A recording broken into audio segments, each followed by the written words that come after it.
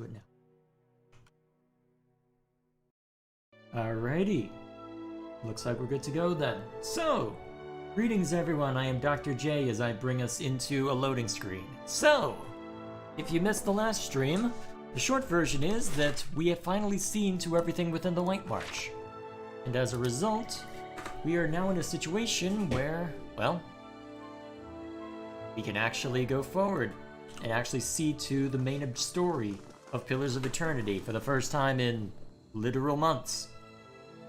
So, as a reminder of that, Act 2 had us going to Defiance Bay, which is the city we're currently in, and the idea is that we've been researching a group called the Leaden Key, who have been attempting to cause all kinds of chaos by invoking what is known as Widewind's Legacy, effectively causing it by using a bunch of Ingwithan ruins. And the purpose of this is to try and, well, we don't know actually. We think they're trying to destabilize for some reason or try and cast aspersions on Animancy, but I really don't know what their grand design is for, so our first objective is that we need to get into the Animancy hearing somehow. I'm pretty sure I'm not going to be allowed into the Animancy hearings by talking to these guys, the Crucible Knights, but you know what? Let's find out real quick. I understand that the Crucible Knights are attending the Animancy hearings at the palace. Indeed. Duke Avar looks to the Knights for prudent counsel as well as defense. I suspect our future as a city and a nation will depend in no small part on how we handle this matter. What do you think about Animancy? We'd be fools not to investigate it further. I've seen what those researchers in Brackenbury can do. Building constructs, diagnosing soul maladies, harnessing raw essence. There's great potential. Detractors say that it's too dangerous, and I need to turn down the volume on this again. I'm smart. Can you tell I've been recording for another purpose in mind? Another game I'm going to be looking at later today. Well, later this year. Detractors say that it's too dangerous, that it angers the gods. Superstition and nonsense. There are risks to delving into souls, of course, but the greater risk lies with doing nothing at all while the legacy eats away at us. Tell me about the hearings. He gives you a gruff frown. They're progressing slower than I'd like. The dozens raise a ruckus whenever anyone so much as mentions Animancy, and the Dominels are obfuscating matters on purpose. Nevertheless, I'm confident Avar will see reason eventually. I need an audience with Duke Avar. I'd like to attend the hearings. As a guest of the Knights, given your ties to those troublemakers at the Expedition Hall, I'm afraid that's out of the question.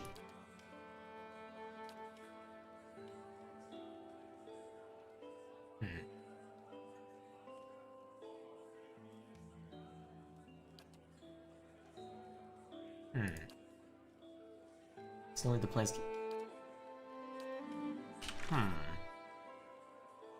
I've forgotten to do stuff?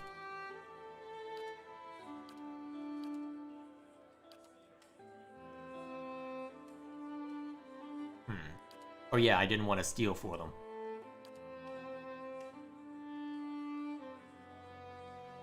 Unless there's a task in here.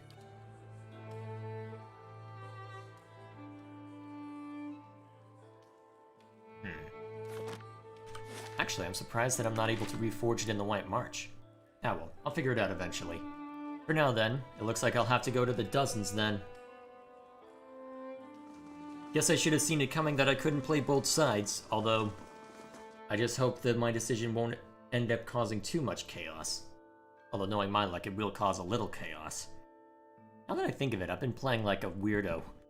As far as this is, trying to avoid making decisions and then having them thrust upon me. Guess I shouldn't be surprised with how things have turned out then, huh? Either way. Alright, now that I'm done messing with that. Okay, cool. Also, why am I wielding my bow? Oh, that's why, because I need to put these back on. Alright, that can go back in. I can go back in there.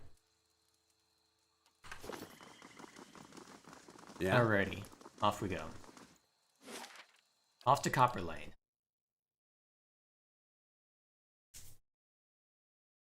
Let's see if we can gain entrance.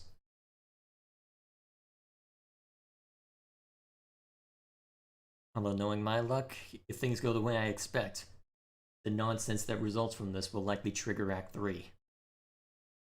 Actually, I had that theory months ago, so I guess now is when we find out if it's actually legit. When did Durance get bird legs? What? I have many questions. I have many questions, Zawa. I guess I shouldn't be surprised, but I have questions all the same. Actually, this is going to be a very interesting group to take in. Maybe I should swap out Palagina for Aloth, but you know what? This group saw me through the White March, so you know what? I think they deserve the honor to watch everything go to hell in a handbasket, or at least what I think is going to be hell in a handbasket. So, Dominels are out of the question given how much I pissed them off. Crucible Knights said no. Let's see what the dozens say. We need someone to help us seek an audience with the Duke. But the dozens are little more than a mob. What are our alternatives? The Dominels and the Crucible Knights? Would you rather keep their company? At least with the Dominels, we can be confident that the bloodshed will be minimal. Can we? The streets won't run red. The Dominels can be violent, but always with a goal in mind. They're certainly no friends to me or the Republics, but their motives are easy to understand. If you insist. Oh, hey Chad. So sorry I wasn't around during the White March finale. Sleep problems. You had sleep problems lately. Quite alright. Your personal health is always more important than anything else. So the dozens are part of the Animancy hearings at the Ducal Palace? Someone's got to keep the blazing Crucible Knights from leading us all to ruin, and the Dominels certainly aren't doing their part. But Wolfgren's still a man of the people. He's always been sensible in other matters. He'll hear us out eventually. What are your thoughts on Animancy? It'll be our downfall if we let it in. Kith weren't meant to meddle in matters of the soul, and it's only fools that can't see it, or troublemakers that won't. He leans in, arms folded. I suspect we've got more than a few of those vying for the Duke's ears. Cheering eats and frauds looking to profit from a disaster. How are the hearings going? Morley tells me it's a rough fight. The Duke's looking for any means he can to combat the legacy. Everyone knows the Knights are working on him in the background. As for the Dominels, I can't tell what they're up to. Probably taking coin from the Knights to keep this whole farce going. I was hoping to attend the Animancy hearings with the dozens. He claps you on the shoulder. It'll be good to have you there under our banner. Someone's gotta convince the Duke to abandon this folly. The problem is that I'm not necessarily against Animancy. You know what? The Duke will hear the truth about Animancy. Yeah? Lying without lying. Oh man, I'm technically being deceptive with this, but I'm not lying. Directly. This is gonna be an interesting conversation to have.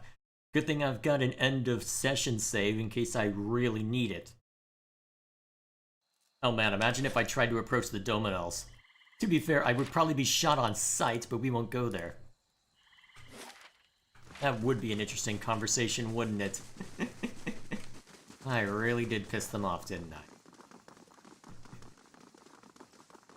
Well, that's what I get for playing good aligned. I wonder how interesting this game would be if I played as an utter mercenary, or utterly or lean more toward lean more toward a greedy bastard. Might be worth playing through this again on my own a second time just to try out a bunch of different stuff. Now that I know more about the world, I might be able to draw up a more interesting character. Yeah, you love the dozens' reactions when you support Animancy while being with them. Oh yeah, they are going to despise me. It is going to be hilarious to watch that reaction because I honestly am not for or against. I'm just neutral because there is theoretically much to gain from doing it and much to understand. And I have an incentive really to go seeking out and understanding the thing because, well, look at me. I'm a Watcher and Awakened. I mean, 1-2 punch right there. So I have an incentive to go seeking out Animancers and understanding the craft. Or at least understanding it enough to potentially deal with either the fact that I am Awakened and or a Watcher. Well, and a Watcher. And yet, things are going to be very, very interesting. You know what? Just to be really paranoid, let's make a save.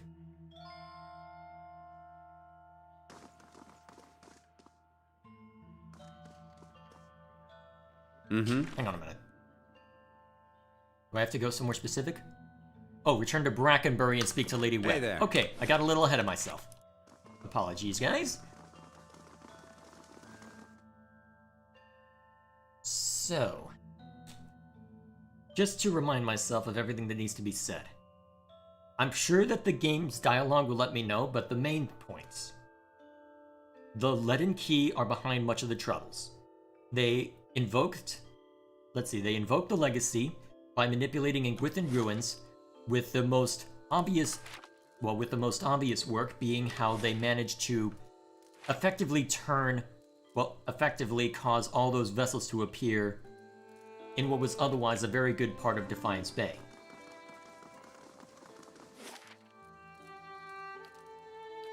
Along with this,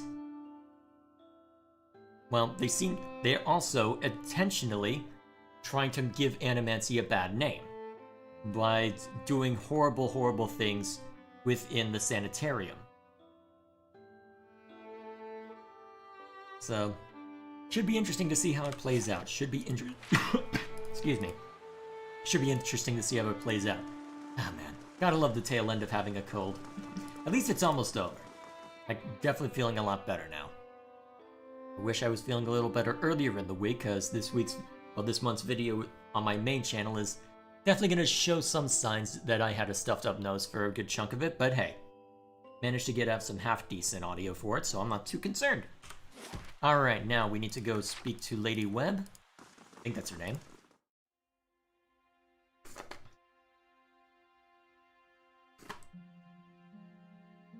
And then the fun begins.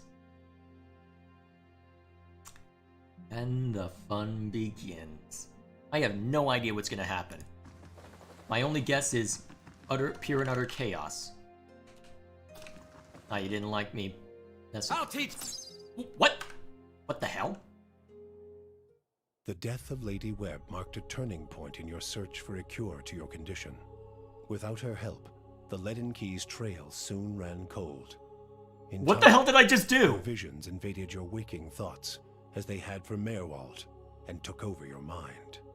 You would spend the remainder of your days wandering the streets of Defiance Bay, I didn't mean to do that! gazing at passers-by and fleeing the phantoms in your mind. What the hell? What did I just do?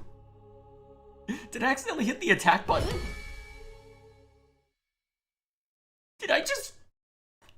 I didn't know you could do that! Wow. Okay, game. Oh my gosh, that is amazing! I never thought that could happen. Huh. They actually thought ahead. The trail can go cold. I wonder if a similar thing would have happened if I had slaughtered everyone within... Yeah, because I had hit A because for some reason... Yeah, I had hit A because for some reason my cursor was traveling beyond my monitor when I was hitting the side like that, so... How fares your search? If I'm going to do this for you, I think it's time you told me everything about Theos. I've told you everything you need to know. But not everything. It's only right that you know everything. When I was younger, before Dunreed Row, I had many suitors. These were fine-looking men of good stock. But I could see their thoughts, and they were unimpressive. Boys' thoughts. I toyed with their affections. I resented all of them. And then I met a man whose mind was a mystery to me. But he understood me. He knew me at a glance, told me things I didn't know about myself. He was neither handsome nor charming, but he was all I ever wanted. You're talking about Theos. We made a game of my gift. He would ask me about people, and I would tell him what they were thinking. Sometimes the information was very sensitive. And then one day he asked me if I trusted him. I said I did. Next I knew I was donning a silver mask and swearing oaths to Woodica. Using my gift for the leaden key still felt like a game to me, so I did it. I did it because it pleased him. Sounds like a similar game to whatever person my soul was attached to previously, whoever I've awakened to. But it didn't last. I don't like living in the dark. It's a powerless, hopeless feeling. Every day I did things without knowing their purpose. Every day I loved a man without knowing his thoughts of me. I sensed that there were things he wanted to tell me. I sensed that he knew everything the leaden key was created to hide. But Theos was unyielding. Huh. That was since the first game? Cool. Pillars of Eternities 2 is something similar. When you go to endgame locations unprepared, you automatically die in the closing credits roll. Wait, that can happen in the second game as well? Huh. Neat. Because honestly, it doesn't surprise me too much, because Chris Avellone was the I think the lead game designer or something, lead writer or some important role in the company, well, in Obsidian at the time, so you ran into similar stuff in Planescape Torment as well, if I'm not mistaken, where if you say pissed off the Lady of Pain enough within, I can't remember the name of the place, Sigil, that's the name of the city. If you pissed her off enough, eventually she would just straight up kill you in a manner that you couldn't return from. Because your character was able to survive, your character was able to revive after death, though it came at a cost that you are unaware of through much of the game, so it was an interesting case where there were ways that you could permanently kill yourself. In fact, you could also forge a weapon that could kill you. Permanently. And there's all sorts of interesting stuff related to that. Interesting conditions where you could effectively end yourself. And there was actually, in that game, there was another way you could do it, where you could seat yourself on a throne of undead, basically. But because the person who sat on it sat there until he died and you were undying, you were stuck there for eternity. So stuff like that doesn't surprise me that much because Chris Avallone's at the helm and he likes doing stuff like that, but still, to see it like that by pure accident and to see how that affects things, it's... Gotta love Obsidian. Gotta love Chris Avallone's writing. Anyway, let's get back to it. One day I disappeared without a word. He would kill me for it, and I knew that. It's their rule. I just wanted to see him plunge the knife, because then I would know. But the day never came. He has left me to wonder. I have devoted my years to learning everything I could about him, in hopes I would find some clue as to who he really was, and why he felt he had to keep his secrets locked away. I have precious little to show for it. Just an old woman nagged by old thoughts. Yeah, the Nameless One could also piss off a powerful wizard in Sigil that everyone fears, and he also insta-kills him. Oh, there's more than just the Lady of Pain? Oh boy. Yeah, there were a lot of ways that you could just prematurely end your adventures beyond just losing combat. Actually, now that I think of it, I don't think, apart from specific cases, losing combat didn't end the game, did it? And that is truly everything I can tell you about Theos. I hope you will accept this embarrassing story as a show of my good faith. Indeed I will. I want to discuss the Animancy hearings at the palace. What of them? The dozens have accepted me into their delegation.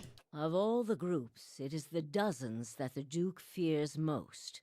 If you have their ear, you will most certainly have Avar's. You need waste no more time here. Get to the palace. Make your case to the Duke. With him on our side, all of Deerwood can be mobilized against the Leaden Key, and Theos can be rooted out. I only wish I could be there to see it. There is a very old bottle of a very good brandy that I have been saving for a special day. If you hurry back afterward, there may be a little left for you. Off with you. You're going to do very well in there. Very well. I will see it done. Alrighty. This is going to be an interesting circumstance. Alright. Shame that she can't join us, but if I'm remembering correctly, the reason she can't is because they don't want... What is it? They don't want the hand of... What's the name of this place? Yeah. Dunreed Row. They don't want the hand of Dunreed Row being shown at these hearings. So, because of that, I'm effectively the gloved hand of Dunreed Row. Not that I mind, it helps me get closer to figuring out why Theos left me alive as I am. Because this is twice now that we've had close contact with each other, now that I think of it. First when I was awakened, and second when... Well, second within the sanitarium. I'm surprised I remember all this. Must be a good game if I am. I mean, I've spent the last, few months playing it? Over the course of basically, on a weekly basis. It's been fun. It's been great fun.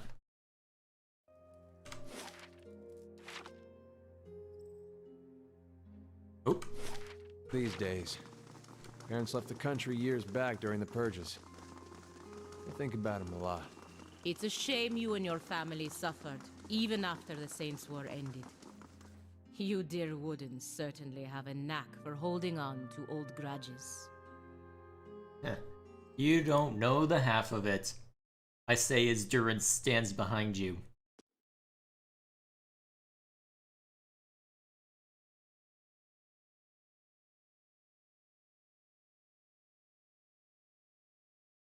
So, now the real fun begins.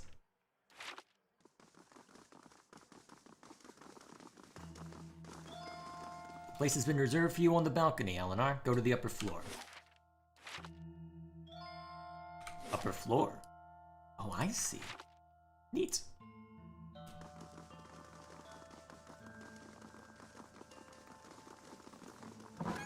We received a word from Wenin that you would be attending, Eleanor. The balcony has been opened for you. I'm not actually going to participate, am I? That's going to be interesting. Alright, let's overwrite the save for the Ducal Palace, because I don't think we need double. Although, it looks like they keep the saves for individual characters labeled separately, given that they're all under my name, so... Here we are. The room below is animated amidst a heated debate. All the representative groups are easily discerned in the crowd. Crucible Knights stiff in their noisy armor sit in one section. In another are well-dressed members of House Domino, casual, watching with a predator's interest. Still elsewhere are the ramshackle dozens, who have made no special effort to dress up for their liege lord. Interspersed are animancers in their academics' robes, with expressions either sour or concerned. Well then, answer me this, Master Barash.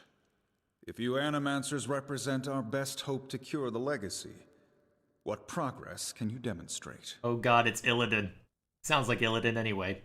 At the back of the chamber sits the Duke, sprawled in his throne, worn down but alert and feisty nonetheless. Ramir de Barask is originally from Palminia. He's one of the finest minds in Animancy to come out of the Valian Republics. He left for Defiance Bay 5 years ago, because he believed this was the true heart of Animancy research. Palagina leans in for a whisper, and in her words and by the way she looks at her countrymen, you sense both pride and a mild sense of frustration. As I've said, it isn't about progress, it's about potential. My house would agree, Your Grace. We see great potential in its future. And I suppose your blazing profits during the legacy don't have nothing to do with that, do they, Dominel? You can't have it both ways no more! Animancy goes, or this country goes! So you admit, Master Barask, that Animancy is no closer to stopping the legacy than it ever was? No, we've had many promising experiments. Cadman Azo has shown... Cadman Azo murdered a child. For a complete failure. We should be hanging him right now for what he done. The dozens won't stand for it. There is no need. Master Azo recently passed the Shroud. And while the experiment failed, his work... His work was sabotaged. Ah, our new delegate from the dozens. What makes you say sabotage? All at once the attendees turned their faces toward you, a mishmash of judgment and incredulity. Only the Duke, a wild-looking man with a scraggly beard, seems unfazed by your interruption. I met a false patient in Brackenbury's sanitarium who had tampered with Azo's machinery. The fuck's that even matter? These are people who would toy with the lives of our children. Indeed. Even assuming there was sabotage, is this Animancer Azo not still accountable here? This is not the Bell Reach incident. This is a responsible scientist who was manipulated. Horseshit. These Animancers can't be trusted. Look at what happened in Heritage Hill. Our supposed protectors from Crucible Keep can't even clean up the messes Animancy leaves. Are you sure this is your delegate, Adric? You won't be for long making claims like that. Your Grace, we'd have a much easier time of it if our knights weren't so occupied trying to keep their organization from igniting a revolution on our very doorstep. Heritage Hill is blood on your hands, Justicia. You turn a blind eye and look what happens. I have been to Heritage Hill since the quarantine. Though the knights were unable to control the damage, it was not Animancy but an ancient machine that caused it. You've some strange taste in travels, friend. The height of your tales expands with every breath.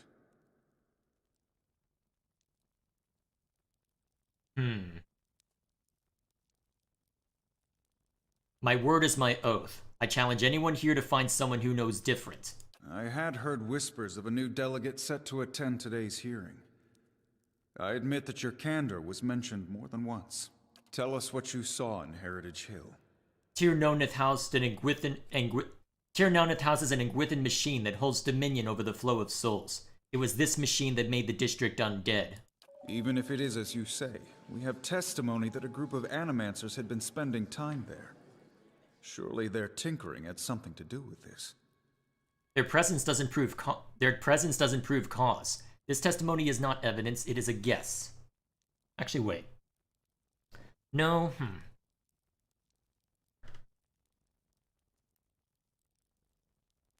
what would be the good answer for here? Actually, wait, it wasn't... Yeah, I have reason to believe there were others at the tower who might have done this. Animancy has many enemies. You need only look around this room to see it. You're missing the point. Everywhere there's Animancers, there's disaster. We all know what Widewind's legacy's really about. And it ain't about some sparkling saint from Creed Ceres who's mad because he took a stroll down the wrong bridge. Ha! Wrong bridge indeed. It's about a bunch of so-called intellectuals fucking with the natural order while the rest of us gotta suffer for it. Is it, though? Should we not take the time to reach a clear conclusion? I mean, what proof do we have? My son and daughter are buried beneath the floor of my house. We don't own no land, so that's where we lay them. My son, my wife let him slip when she was bathing him. Got water in his lungs he couldn't cough up. My daughter, we put her to bed one night, and the next morning she wasn't breathing. This Hollowborn thing, it ain't ending. And it ain't ending because we still let these charlatans play God. There's your proof, you damn copper fucker! Well, that's a new word. Enough, Adric. Lady Dominel makes a point. If it's Animancy, then why do the other states that permit the practice not suffer the same fate? Who among us can say he truly understands why the legacy has taken hold here? I can. The grieving mother reaches towards your mind with hers. Bring order to the chaos here. I can. The crowd begins to mutter, the sound taking a doubtful character. Right idea, Watcher, taking this here by the curly ones. Don't waste your chance. Widewind's legacy is the creation of the Leaden Key. Cadman Azo's downfall was their work, as was the tower in Heritage Hills. They want you to do this. They want Animancy to fall. The dull muttering expands into a din of skepticism that fills the hall. I have seen them in the ruins of Air Glanfath, operating machinery that disrupts and redirects the flow of souls, near towns like Gilded Vale and Deerford, where the legacy is universal. As a watcher, I have heard their dead confess their plot. They are stealing the souls of the unborn. Beasts. Another lunatic at the hearing. Did you remember to lock your sanitarium before you left, Master Barask?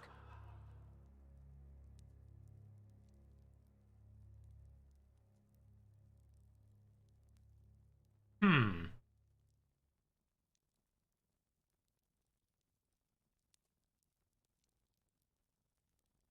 shame your order by dismissing the truth before hearing it, madam. I expected better from a Knight of the Crucible. You must know, friend, that the leaden key is a mantle for small-time ruffians and children at play. I'm not saying you're a liar. Not yet. But you'd better start making sense of all this. Help us believe you. The Duke leans forward in his throne, a trace of curiosity in his eyes.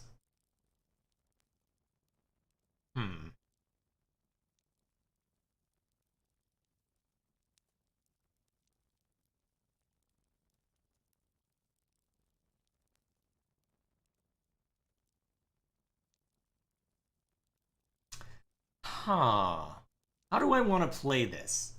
I could go the honest route, because I do have that as something that I can attest to myself, but the thing is, although, reading this out is hilarious. Let's say a lord is cuckolded by his wife. If he tells her to stop, she'll only want her lover more. But if he spreads a rumor that her lover has just visited a brothel and acquired a pox on his loins, she'll end it on her own.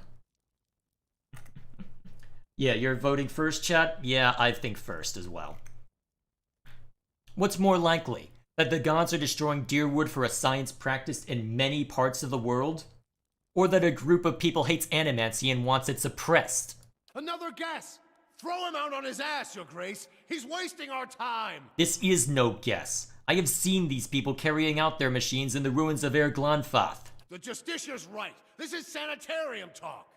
You've made an unexpected case, friend. I'll say that much. It seems we have a new possibility to consider, at the very least. How was it you came to learn all this?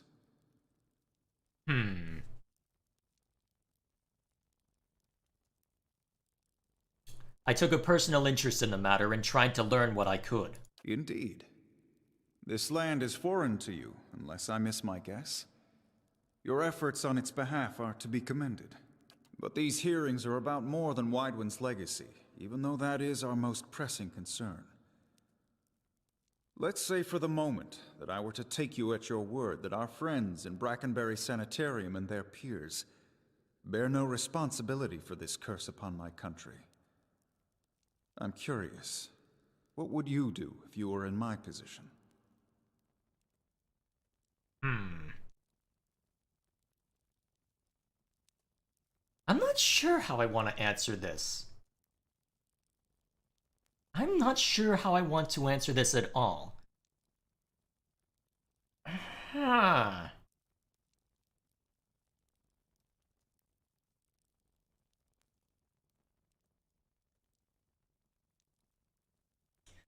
How do I answer? Because there's interesting conundrums no matter how you answer. The first one is the response of the scientist. The second one is the response of a pragmatist and politician who's... The third one is the middle ground. The fourth is honestly something that I don't believe. Yes, if animancy is... Well, in theory, it is the animancy of the leaden key manipulating Engwithan ruins that is causing it. And yet, the problem is that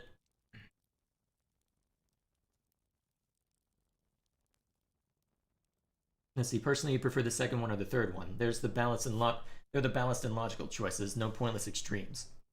Yeah, that's what I'm leaning toward. I'm debating between 2 and 3. The thing is, you know what? I'm gonna I'm gonna go with a character decision, because there is a personal reason for my character as a Watcher and an Awakened to have Animancy around, so that I can have a better grasp on how exactly to grapple with my own concern. If I couldn't find someone at the Deerwood, I would be forced to go further afield. This is not something that I can just ignore. Animancy should be studied in Deerwood. If you don't, someone else will, and they will wield great power over you. Her face still, Palashina looks your way, and subtly nods in approval. I do not trust these animancers, seeking first after gain and glory. But if they can heal our children, I would not hinder them. Very well. That is all I wish to hear. Not just from you, but from everyone. Many days we've been at this. It is time we put it to rest. I want to thank the delegations for helping me collect my thoughts. And our new delegate, who has warned us of a new possibility that must be looked into. The time has come to choose a direction for the Deerwood. I am ready to make my pronouncement. Here we frickin' go, boys. Let's go. Ramir de Barash, representing the interests of animancers in Deerwood, step forward. Your Grace. Who's about to walk in? Wait, is that? Wait, that's... It occurs to me now that my concerns about animancy may not outweigh its Oh, value. shit. Forgive me, Your Grace. We will accept no judgment but our own. What's he doing? Oh, crap. No, wait! Stop this! At once! Oh, shit. Theos.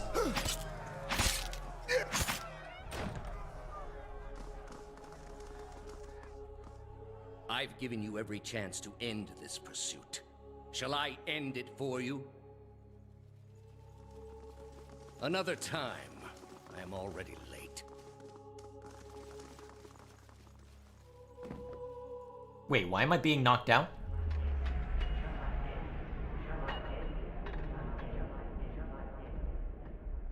The words "shall I end it for you" ring in your ears. You find yourself gasping for breath, struggling to keep your own balance. You drop to a knee and watch as Theos hurries out of the building. The world dims around you, the screams and clashing of weapons fading in silence. All that remain are the words. Shall I end it for you?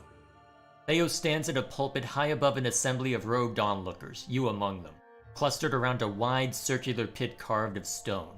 He addresses a woman bound backward over a large iron wheel overlooking the great stone maw.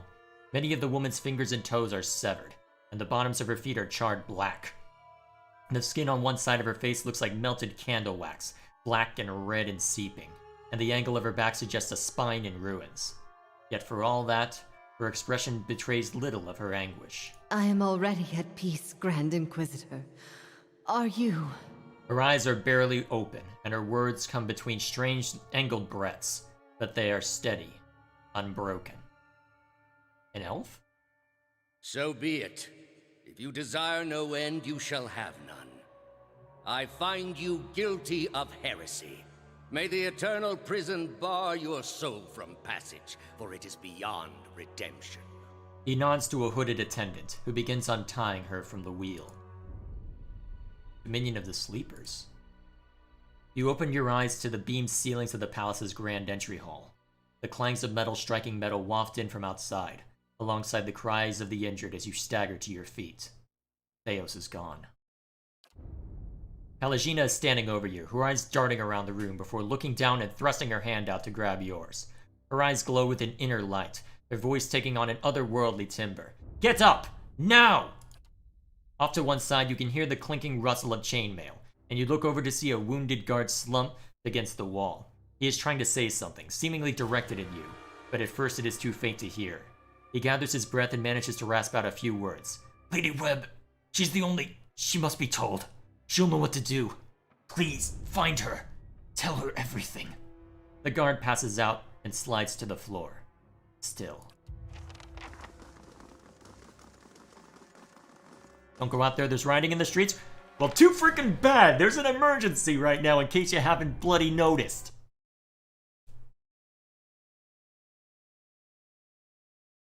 Whew, this just got intense really quickly. I'm glad I saved this until after the White March. Oh boy! I am glad I am grossly overleveled, and more to the point, not only did I change up my team, I also went through my inventory and threw every enchantment and soulbound item on these guys that I could. So... stand down, we don't want to fight you, huh?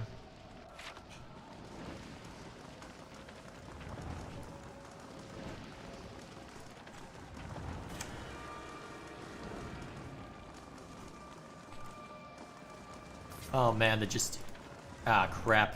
The Justiciars are having to fight people, aren't they? Oh boy.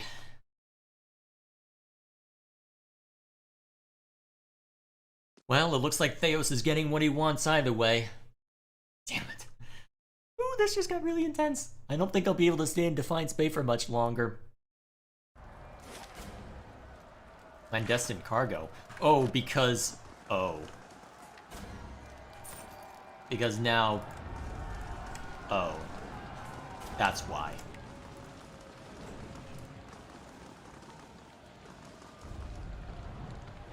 Good day, stranger. I recognize you. You were the one who spoke up at the hearing. What were you just doing?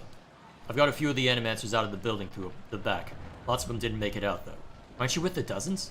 I was. The things I heard at the hearing today, though? He shakes his head. I had it all backwards. It was good enough for the Duke, it was good enough for me. I don't care if an Animancer did kill him, it doesn't mean we gotta hold them all responsible.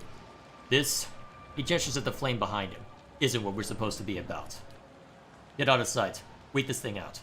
Good luck, friend. Well, at least not all the dozens are going batshit insane.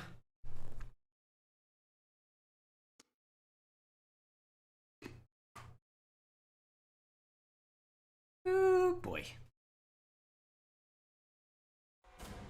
Oh crap, that's even worse. That's even bloody worse. Quick, grab the loot.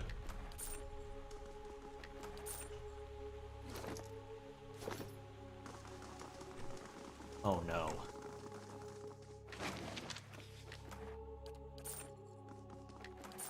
Okay, enough looting corpses. Let's get upstairs.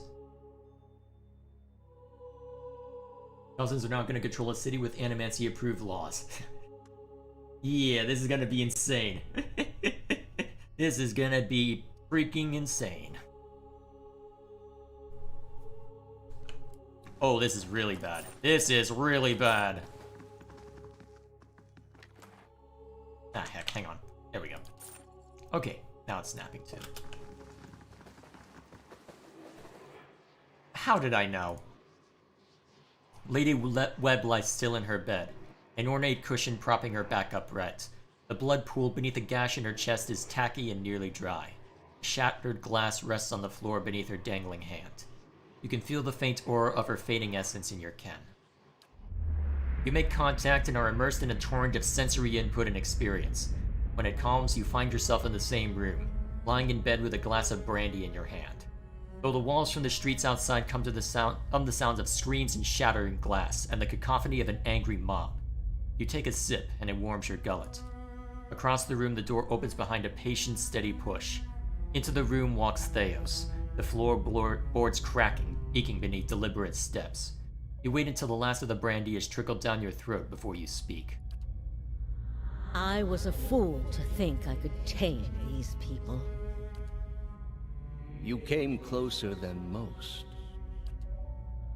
A fine epitaph. No worse than any. You are concentrating, focusing with all of your energy. It feels as though you are diving into a stone wall over and over, but it cracks suddenly, unexpectedly, allowing the vaguest wisp of a thought to leak through. What's in Twin Elms? Did you pull that from my thoughts? I've had time to practice. Ah. He walks over to a small table and raises a half-empty brandy bottle to eye level. He seems to approve of the selection, and begins to reach for an empty glass. I was saving that for someone. Pity. He replaces the brandy... You know this is how it has to be. He replaces the brandy bottle on the table with care before approaching the bedside. He sits on the edge of the bed next to you. His words come freely, absent of all doubt. He draws a long, curved knife from his belt, smeared with fresh blood. With his left hand, he gently pins your sternum as he raises the knife in the other, its point dangling above your heart. Prove it. Theo slips the knife between your ribs and pushes it through. Layers of tissue separate with brittle, papery stiffness, and blood wells up around the blade. A pulsive reflex causes you to drop your glass to the floor, and you hear it shatter. With the last of your strength, you take the knife hand in both of yours, a question radiant in your mind. For an instant, to your great surprise, the pathway to his mind is left open to you, unguarded, and the answer comes. Simple, cataclysmic in its reordering of your thoughts. As Lady Webb, you feel as though you have an answer you have searched for all your life, but in your own mind, her understanding lies just beyond your reach. You look at Theos with the wide eyes of someone seeing for the first time, and draw your last breath as a black, velvety darkness descends over you. Smoke rises above the city walls in billowing plumes that blacken the sky like a storm. Behind the walls, the riots rage on. Known patrons of Animancy are forced into hiding as looters ransack their estates and make off with their possessions. Animancers are torn away from their families and dragged from their homes to be stoned to death in the streets. Word had spread immediately that Duke Avar had been assassinated, and that an Animancer was to blame. The city wasted little time in exacting revenge, and little effort into evaluating guilt. In the center of it all, Brackenbury Sanitarium burned. And down the lane, Hodred House, the last bastion of stability in the Deerwood, had fallen silent. Now safely outside the city gate, your path points eastward to Twin Elms, where Theos is bound, for reasons that remain mysterious as the Leaden Key itself. Here we are. Oh, essentially the ex-Duke's decision overrides the decisions of other political forces in the Deerwood, so the Dozens can't do anything about Animancy, even as a major power in the country. Not the worst outcome, I suppose. At least it's not House Dominal.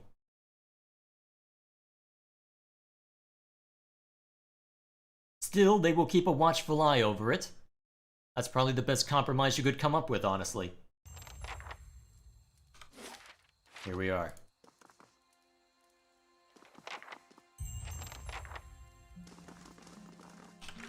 Travel to Twin Elms. Our path leads us on. Any interesting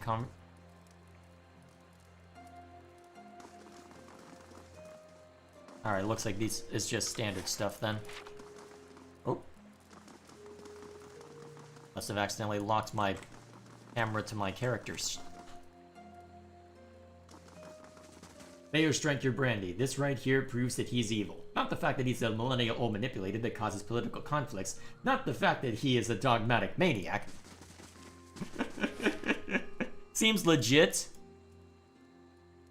Alright, I'm assuming that in order to get there... I mean, the fact that he's a dogmatic maniac and an old manipulator that causes political conflicts is an explainable and understandable decision, but stealing your brandy... Get out the shotgun. Yes, indeed. Never get in between a man and his drink.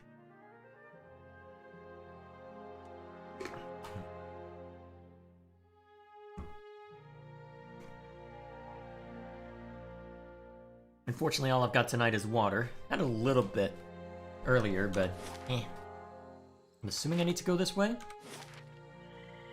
I guess we'll find out before too long. I'm trying to remember exactly how we get there.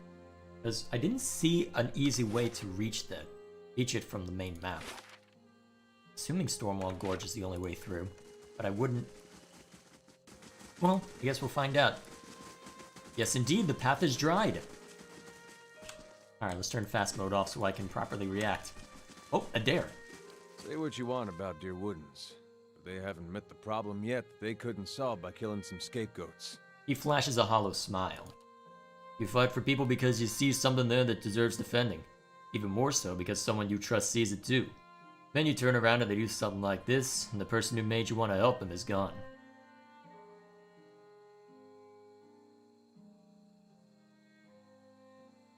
People never fail to disappoint without guidance. Heh, not the ones around here. They're downright regular about it. 15 years ago, they tried to kill all the Aethasians. Then the legacy happened, and they worried that maybe those purges had something to do with it. So how did they fix it? More purges. Never thought I'd find myself missing the hospitality back home. Yeah? Yes, indeed. He arrives at last. Who might you be? Well, well, well. A woman in robes flanked by an armed group savors every word before whispering the next. Finally. You should have remained in Defiance Bay. She draws a smile, pale and full, that droops below her recessed chin. but I'm glad you didn't have better sense. I've looked forward to this since you got in our way. It's her, the other one. A woman in her group motions with her arquebus toward Pallegina. Weren't we looking for her too? Yes. She squints and looks Pallegina up and down. A dark-skinned woman with feathers. There can't be too many of your kind around these parts, can there? She smiles with strange geniality. Pallegina's feathers ruffle and the golden irises of her eyes grow thin, swallowed by the blackness of her wide pupils. And why would you be looking for me, Amica? The same reason I'm looking for him. Her eyes twinkle above her placid smile. You should know, little bird, no one hides to hear songs about conspiracies. Her voice deepens and takes on an edge of menace. It just makes us want to wring your neck. Any last words? After all the effort you've mustered, it'd be a shame to end it quietly. It will never end quietly as long as I draw breath, assassin. As expected, your inner strength runs unbridled like a wild horse. The woman puts her hand across her chest. And so I'm the one that must stop it. Time to end this. Well, unfortunately for you, I'm grossly over level, so you're just gonna have to. Oh wait, I don't have. All right. Unfortunately for you, I am grossly over level, so you all are just gonna have to suck it.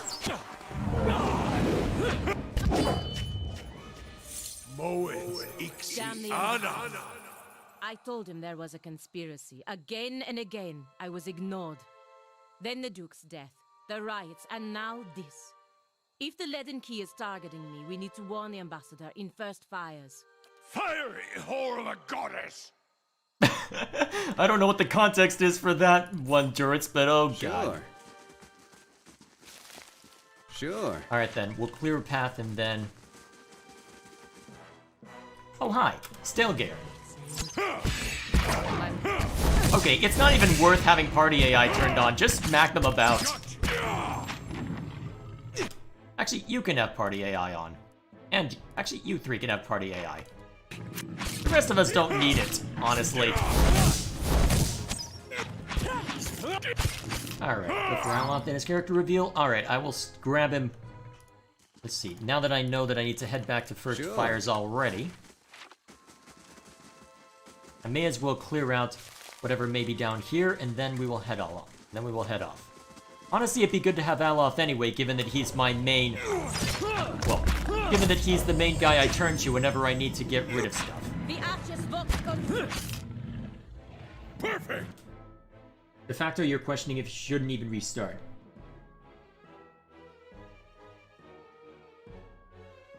Works best immediately after the riots? Well, you know what? How about this then?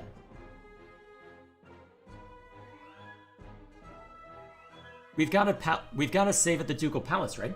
Immediately after the riots? How about this? I will make a save here. No, actually, let me finish this combat. I'll make a save, and then we can always just skate through in a hurry. How about that? Would you all care to hit stuff?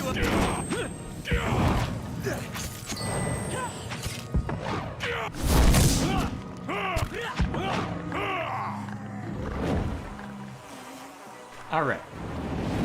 Let us use my save. Let's see, we've got right before... So, here's my Ducal Palace save. We'll skate through it. And then... Actually, I should have made a save. Okay, first things first. You know what, if I'm coming back to this, I may as well. I'll just... Who should I swap out then? Zawa, maybe? Yeah, I don't know if Zawa would have. Hey there. Yep, alright, sounds like a plan. Okay. I guess in that case, since the Grieving Mother had some interesting commentary, I will swap out Aloth for Zawa. Well, Zawa for Aloth. Gotta be careful with my English. Those are two very different things. I was already here. As it looks like the Grieving Mother has interesting things to say, so we'll keep her around.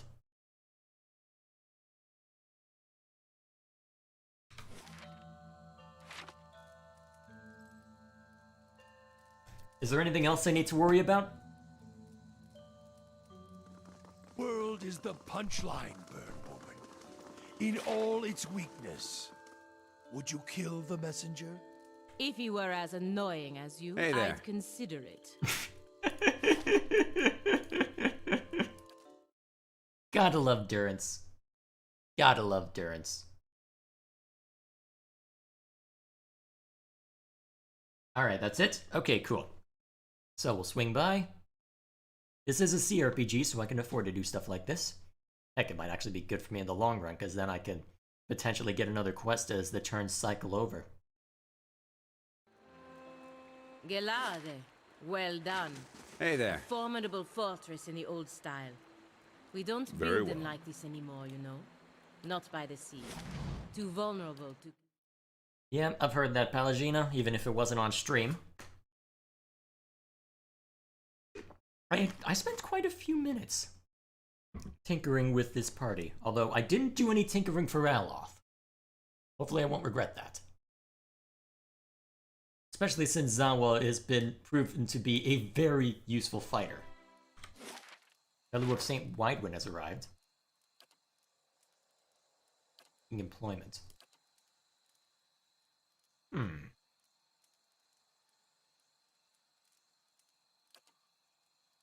Who do I swap out? Swap you out. Yeah. Yes, let's further reinforce the keep. I don't know how much it'll matter. Oh right, I've got the level up I can give to Aloth as well. Let's go ahead and see to that before I step in. Yeah, we'll improve mechanics since you are the mechanics guy now. Ooh, you've got level 8s now. Yeah. Let's see. Alright, that's a weapon summon. Freezing Rake. Let's see. It's an AoE length. Alright, with a length to it, so breaks across the area. So that's probably an arc. Major Grimoire implant. Oh, interesting. Piercing sigil. Okay, so anyone attacks him, he gets blasted. Actually, making him a little more dangerous might help. All of many colors. What's this? Oh, that's what was being thrown at us back in the White March. Okay, the indigo. So, wait. No, blue. Was it? No, it wasn't that.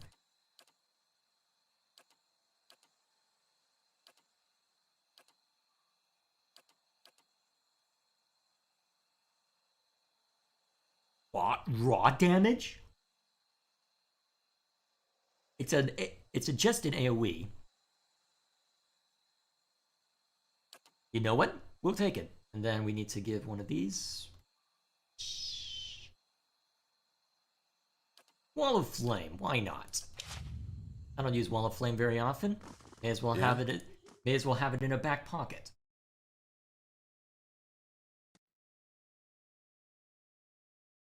Alrighty then. Ladies and gentlemen, allow us to go through the same nonsense again. With potentially different commentary. I hope I remember. Well. Alright. Let's overwrite the save. Just in case I need it again. In case I accidentally misclick. And then, let it play out.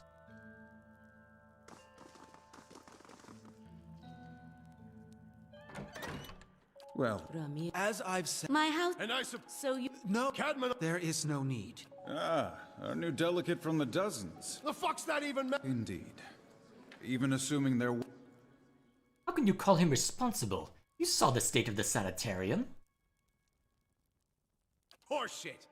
Are you sure that... You won't be... Your Grace. Heritage Hill is blood on your hands, Justiciar. You turn a blind eye, and look what happens. You've some strange taste in travels, friend. I had her tell us what you saw, and even if it is as you say, we have Animancy... You're just... We all... It's about a... Is it the... My son and daughter... Enough.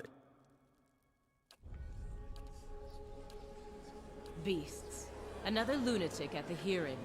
Did you You must know, friend, that the Leaden Key is a mantle for small-time ruffians and children at play. Another guess! Throw it! The Justiciar's... You've made an unexpected case, friend. Indeed. But these hearings are about more than Widewind's legacy, even though... Animancers serve their own ambitions and their own purses. Giving them this power is like setting a child loose in an armory. Very well. That is, I want the time. Alrighty then, so Alot doesn't approve of my Ramir decision? Barash, representing the interests of Animancers in Deerwood. Step forward. Your Grace. And now we get to watch this play out again. It's a beautiful day outside. Birds are singing, flowers are blooming. On days like these, dukes like you should be burning in hell. Forgive me, Your Grace. We will accept no judgment but our own. What's he doing?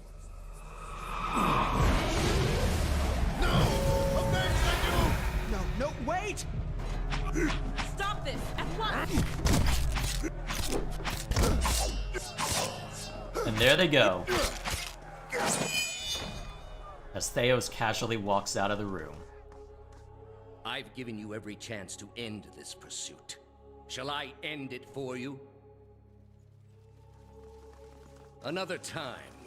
I am already late.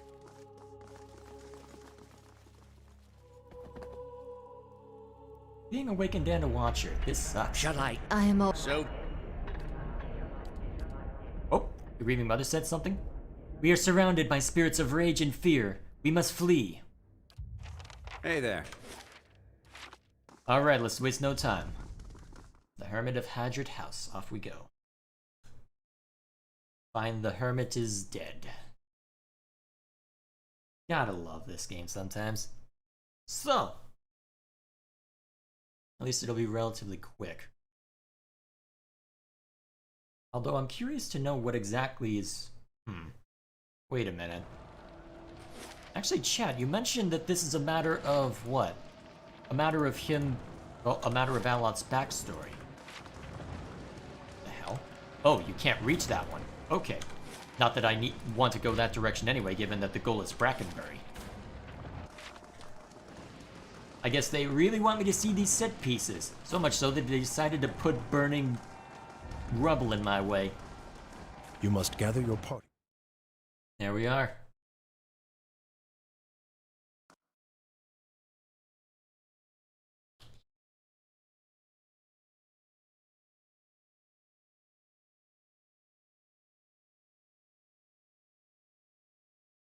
Now the real intrigue comes.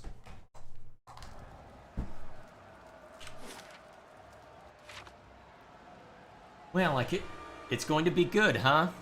Oh boy. Good day to you.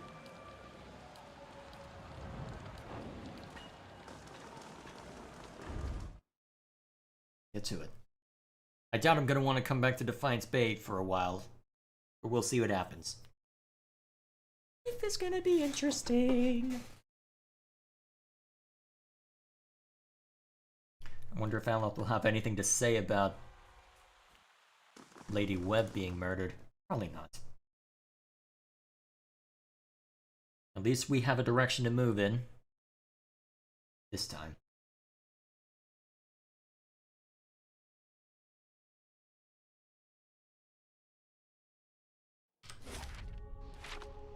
Ah, interesting that you look at the mini-map and it's just right there.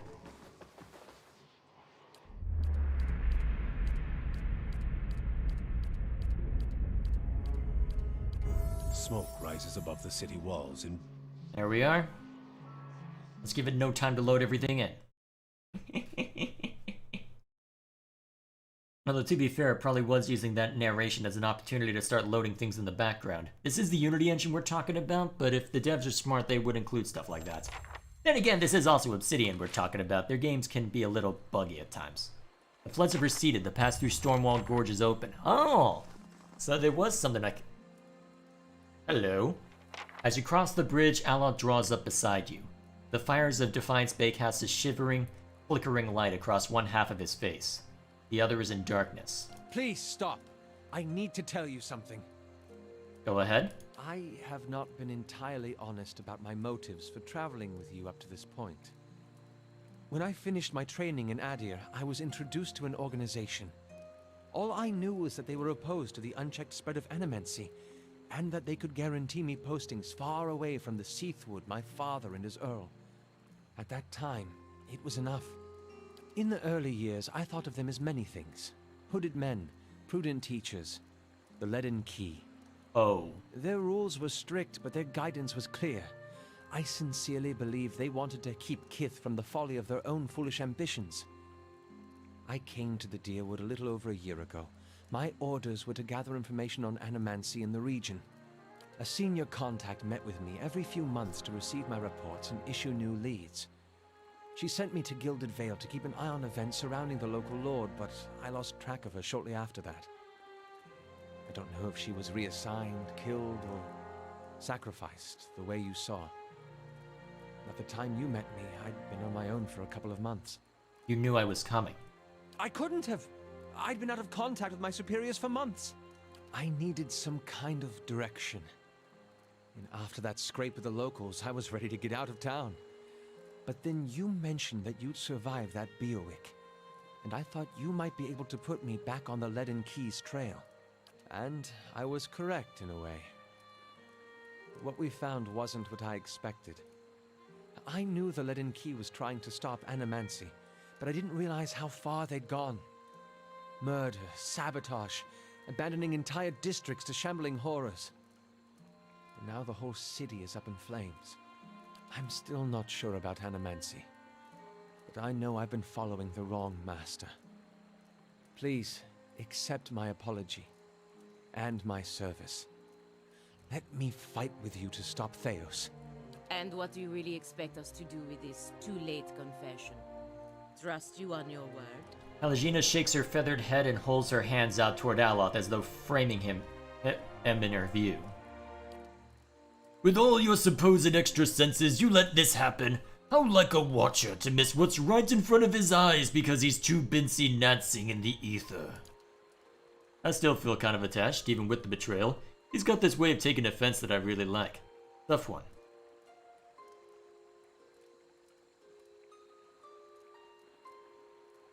I forgive you, Aloth, but I want you beside me, not behind me. I'm not asking you to trade one master for another. That would be an honor. Before we move on, I'd like to discuss a few things. How exactly did you come to join the Leaden Key?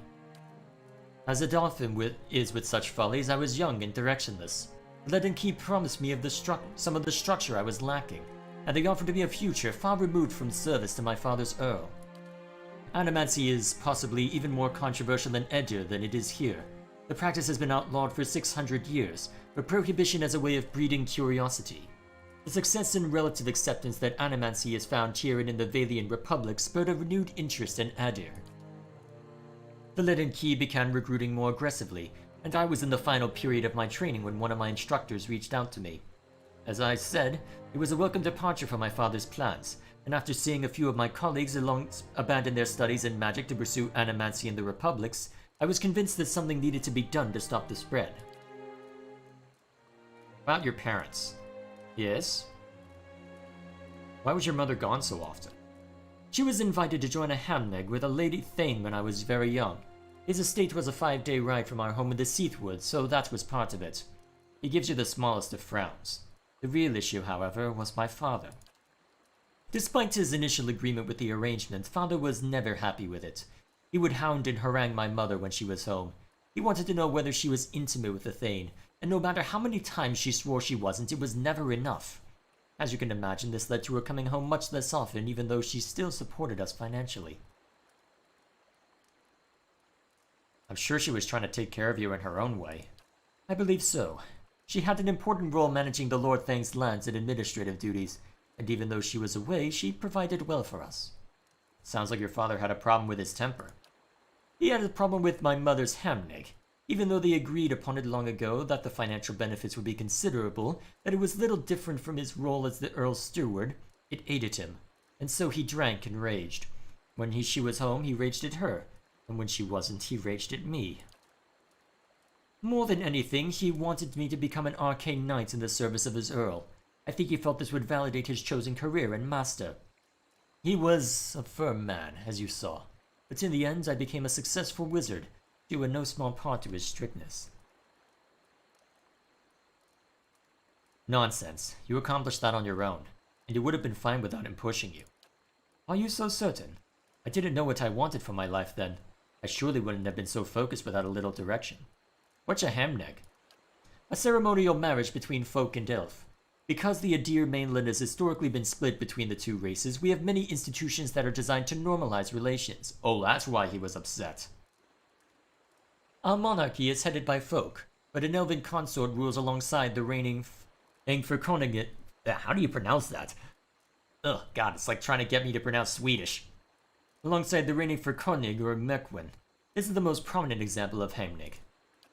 In many cases, a hemnig allows two households to pool resources. Among the aristocracy, hemnigs consolidate power. Sometimes, as in my mother's case, a hemnig is a means for a noble to add another administrator to his or her household. Consorts are received with almost the same level of respect as their noble counterparts, which can be extremely useful. Of course, hemnigs are sometimes used to sanitize an extramarital affair. He shrugs. I don't know if it's really any better, but it seems to satisfy common notions of decency, and elfin folk unions are sterile, which no doubt eases some concerns. So, now you understand a little more about Isilmir.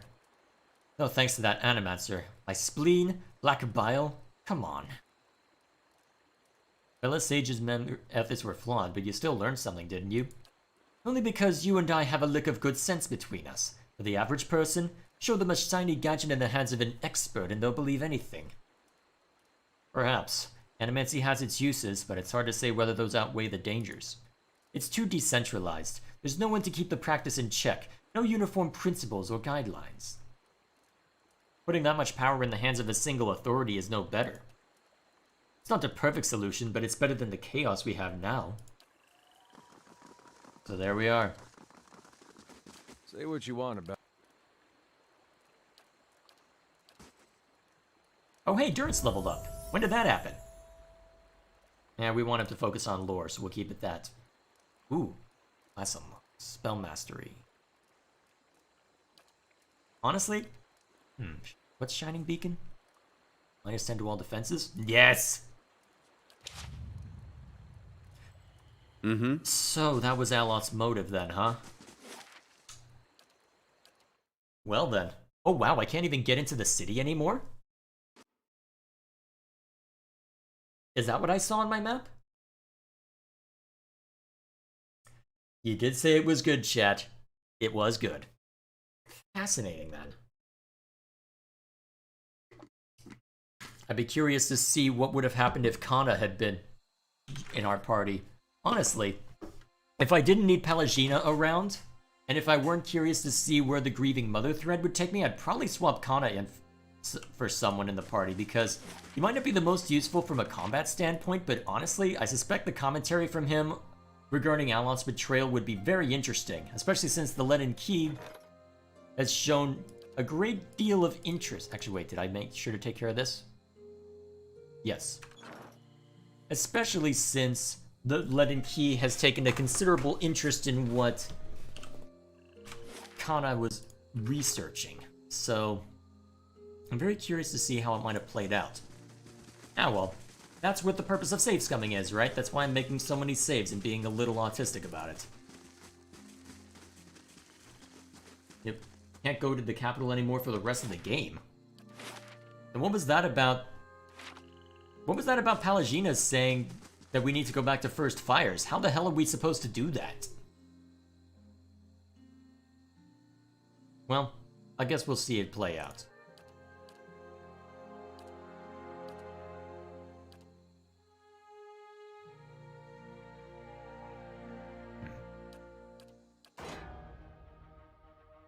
Alright, just for fun, let's turn party AI back on.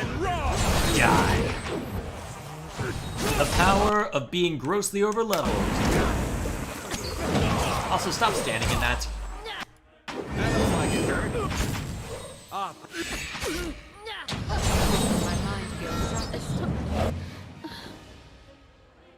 How do you like that, sucker? Damn the ambassador. I told him there was a conspiracy. Again and again. Wait, if we can't even get into there, how are we supposed to warn him and warn the ambassador in First Fires?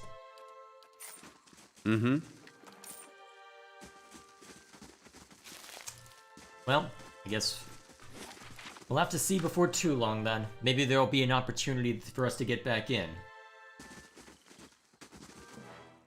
If not now, then perhaps close to the end. I did not expect to see swamp spores out here. Okay, can you get rid of negative effects? What is that? Oh, the dominated effect? Purge that, please. My feels sharp.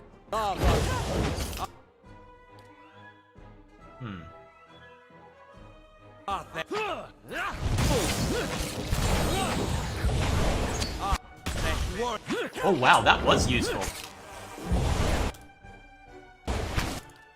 Also, Durance, you might want to keep him alive. I know he's loud and obnoxious, but he is useful. Show him how it's done!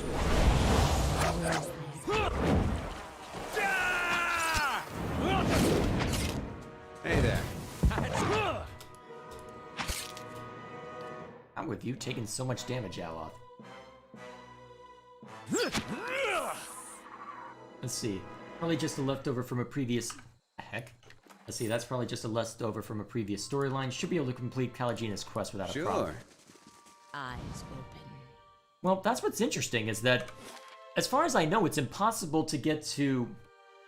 Well, actually, if that's the case, out of curiosity, is it possible to go to is it possible for Stormwall Gorge to stop being flooded before Act 3? I guess that would be the question then. If so, then that would explain it. Otherwise, it's a really weird oversight.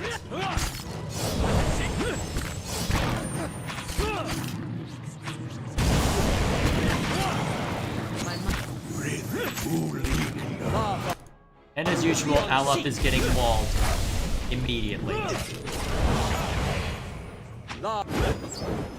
I'm ready. Care to use your lay on hands? It's not that it matters this time. Paladins are useful when they actually do stuff. If it is possible to get...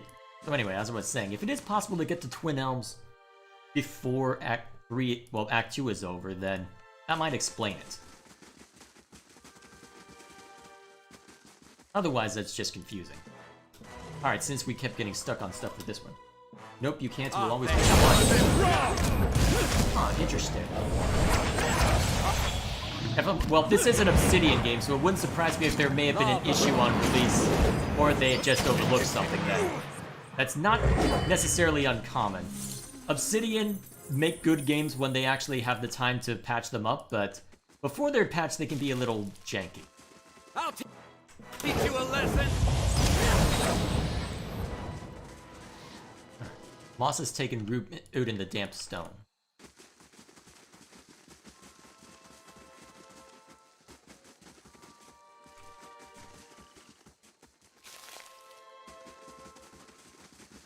Oh hey, a cave. I knew it would be worth exploring.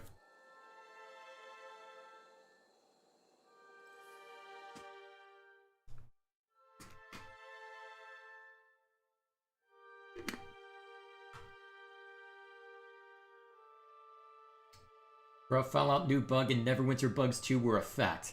Yeah, so I've heard. Fortunately, I've not had the displeasure of playing them at release. I have played KOTOR 2, unpatched. That is not an experience I want to repeat anytime soon. Though to be fair, the original game unpatched was a buggy mess too. At least on PC, but then again, I was trying to play on Windows 7 when... Actually, it was 2003 that game came out, so Windows 90... Well, Windows XP would have been the new hotness at that time. Maybe Vista. And the less spoken about Vista, the better. I'll teach you a lesson!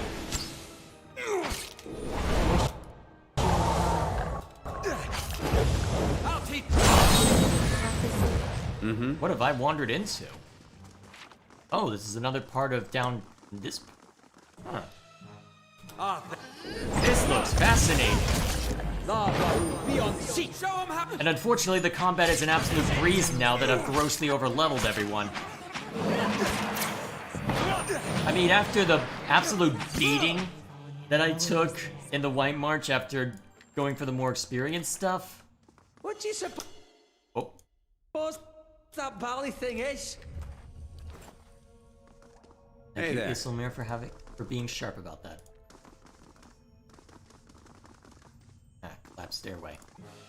I think more than wrong. Wow, that was a bolt, and it was just a standard bolt, and it did that much damage? Oh, it was a crit, that's why. I was about to say. You might find this interesting. Ooh. Ready.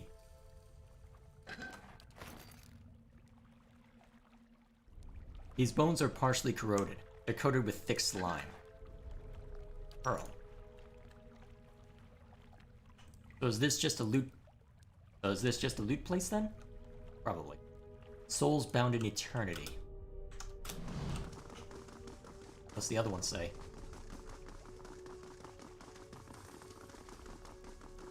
Ah, same thing.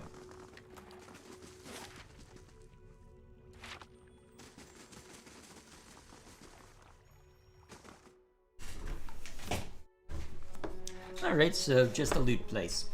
Neat.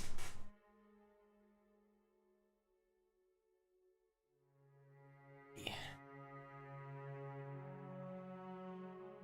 So we'll be thorough about we make our way back just to make sure that we've seen to the whole map, and then we'll go engage in some fun.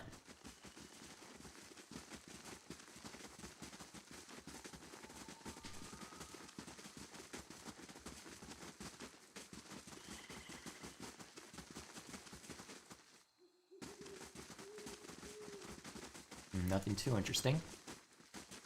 Apart from the basic combat encounters.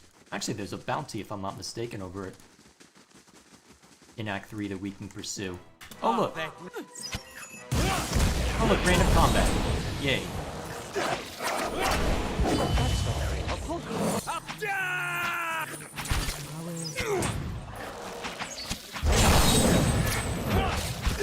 They got the swamp spore, so we don't have to deal with that.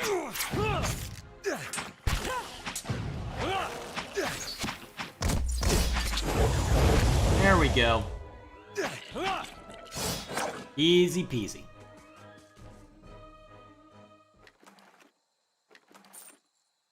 Sure. Alright, there we are. Let's make our way forward.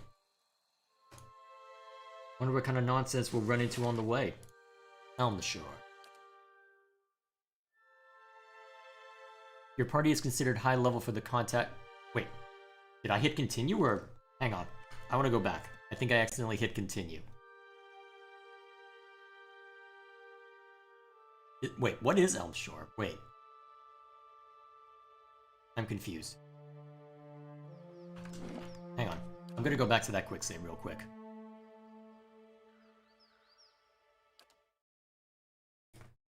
I clicked a little too quickly. Click. Wait, did I say clicked a little too quickly? I clicked a little too quickly. Oh man, it hasn't even been that long of a day. Video editing's wrapped up a lot faster than I expected. Although to be fair, now I've gotta go hard to the paint on a script so I can get a very long video done in 4 weeks. It's gonna be a fun December for me. And there's a little bit of sarcasm in that, but it's mostly just, oh man, I'm looking forward to what I want to talk about this month. Alright, it looks like Elm Shore is the place we're supposed to go. Okay. The critical path can be increased in difficulty to give you more of a challenge. The rewards you will receive will be the same regardless of the options you choose.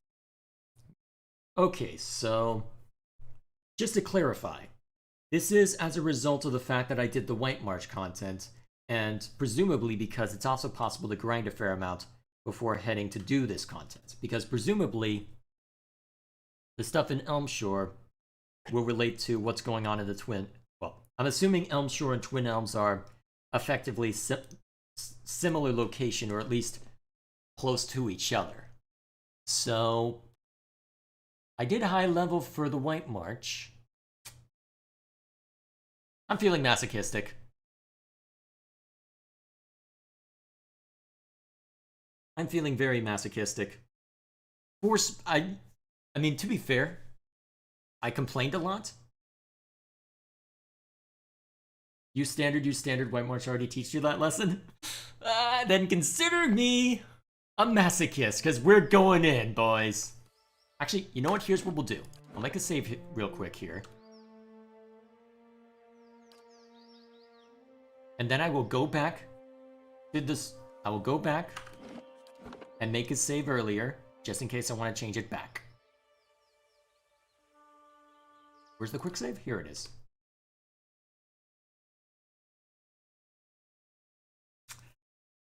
Yeah, White March may have taught me that lesson. I mean, the thing is, I complain and I get angry about it, but the thing is, it forces me to pull out all the stops. I mean, I know that you weren't. I know you weren't able to make the last stream because personal issue, because you needed to see to sleep, and yeah, that's fine. But it was actually really interesting because because the fact that I had to deal with all that nonsense, it forced me to pull out all the stops. It really did force me to pull out the stops. And once that I had gone through...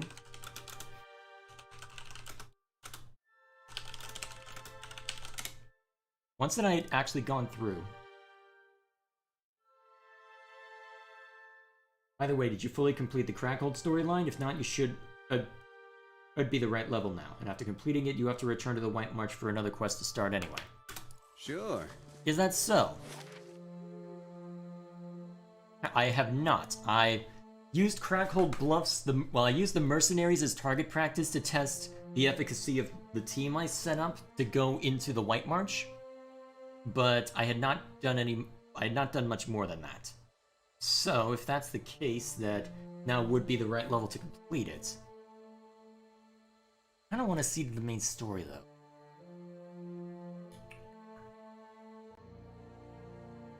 Well...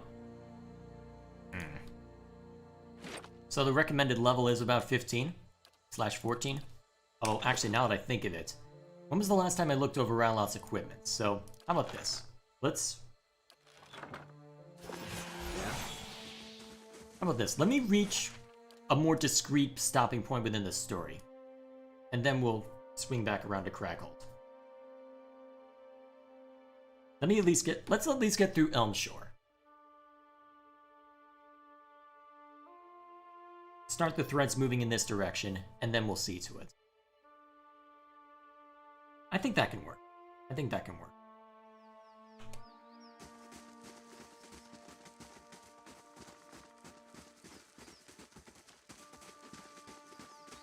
Because I took one step in... Let's see. You can always do it later. Nothing stops you returning from Twin Tails and returning to DLC. Yep. Fair enough.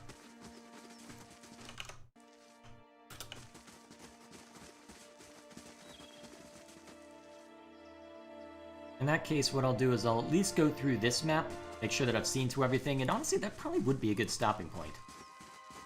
So, we'll see how far we get. Ah, thank you. That's a lot of beetles!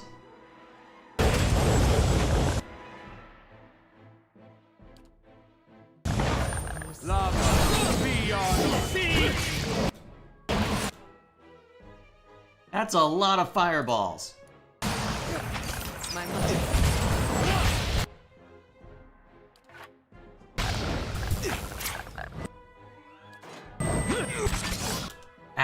Wait, Palagina's on the ground? How the hell did that happen?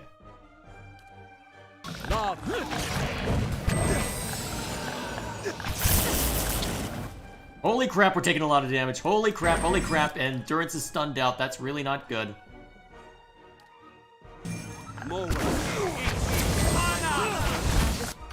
Well, that... I already regret my life. Holy crap. I already regret my decision. This is amazing. This might be a new record. Holy crap. The thing is, I'd prefer a challenge. But because I also know that the alternative is that I just curb stomp everything into a freaking oblivion. And that wouldn't, well, I mean, it's a different I mean, no matter what, it's not an ideal circumstance. No matter what I choose, it's not ideal. So now that I know that that's there. Uh-oh. Half asleep, a tide of deafening whispers assails you, chipping away at your senses, at your mind's understanding of itself. Their roar is louder with each passing night, their attacks more brazen, less confined to your subconscious. A familiar voice fights its way through the din, calling out to you. Hey! Hey! You gotta stop it with that. Just about punched you to snap you out of it. You were saying things, but they weren't any words I ever heard. You were shaking so hard I thought you'd crack your spine. What happened to the bucket of cold water? Adair shrugs and looks away, concealing his poor smile poorly. Things haven't improved. What would I do without a friend to punch me? Well, it's nice to feel needed. I'd have woke you sooner, but I thought it'd be nice for you to be able to close your eyes a bit. Folks don't last long without sleep. You're twitchy these days. Reminds me of Mayorwald more than I like. Anything I can do, you just let me know. We're close on this one. Hang on a little longer. We'll get you fixed up. I hope so. Ah, I'm on the Vanguard. Good. Alrighty. I'm already regretting my decision to go high level, but you know what? If I'm unable to get past this one encounter, then I'll know that it ain't for me. So, here we go again. Actually, now that I think of it, I've got Aloth instead of Zawa with me. That might make a difference. Although I need to remember that Aloth has all sorts of good stuff too, but I need to actually use it. Honestly, everyone in my party has the good stuff. I just need to remember to use it. How may I help?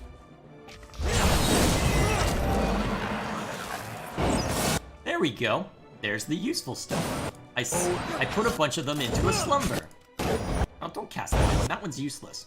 Throw distractions out. A beam of... Wait, what's this? Ooh.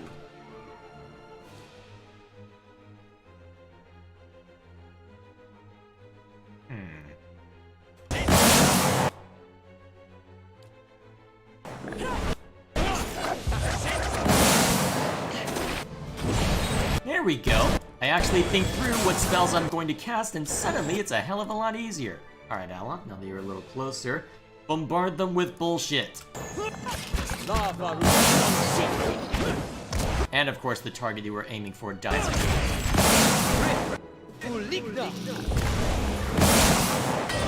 My mind feels... Back to the wheel with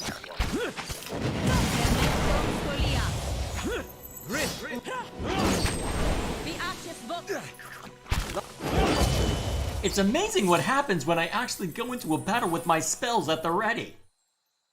Ah. See, this is why I kept it to high level. There will be times where I'm going to be locked into a situation where I have to think really damn hard, but I like that kind of challenge. It's the reason why people play games like Dark Souls, even if I may never have time for it myself, given how little time I have for anything else. I say as I spend literal hours with a CRPG. Alright, same deal as before. Aloth, put him to sleep.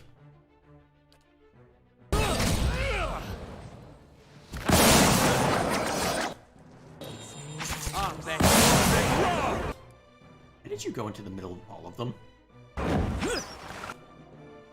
Not that it matters too much, but... That's something here that works.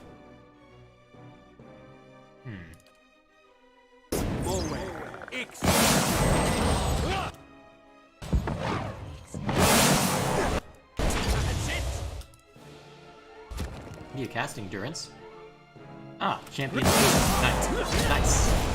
My mind...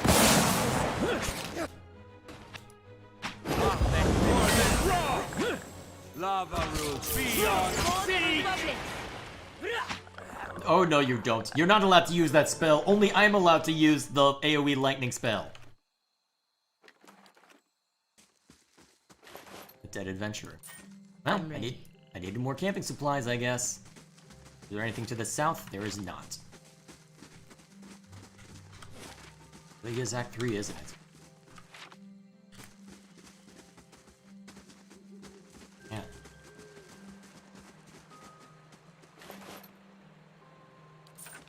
Actually, now that I think of it, when was the first time I started streaming this game? It really has been months, hasn't it? Lava roots. Oh god, lots of them again. Aloth, you know the rules, and so do I.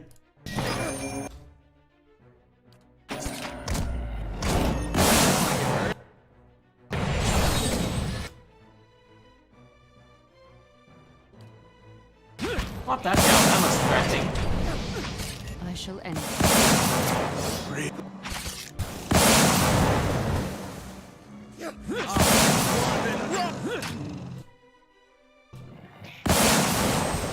need to cast the lesser version of that. Why do you do this to me? Show them how it's done. Ah, well. Whatever. I wish you no harm. I wish you no harm, I say, as I stab you and do all sorts of horrible things to you.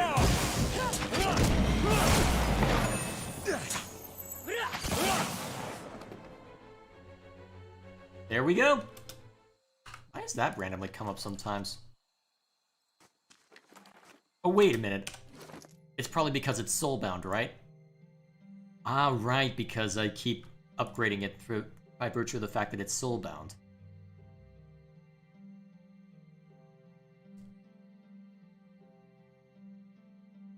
Interesting.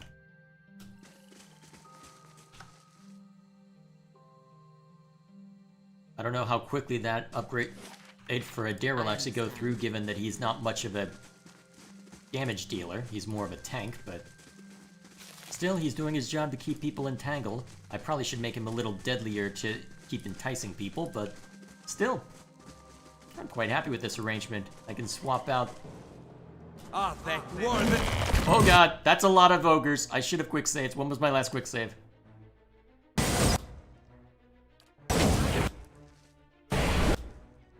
Alright, Aloth, you know the rules. So do I. That's a lot of ogres, holy crap.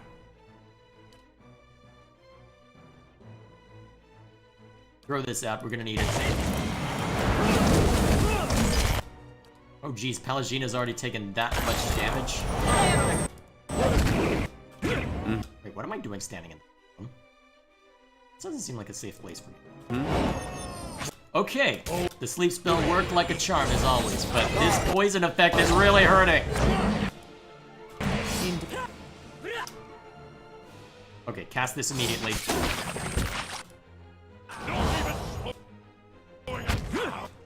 Oh crap, I'm almost dead. Endurance, help.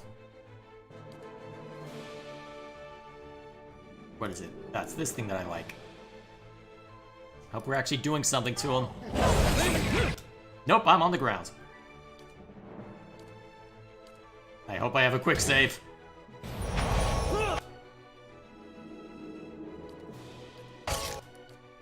At the same time, I don't...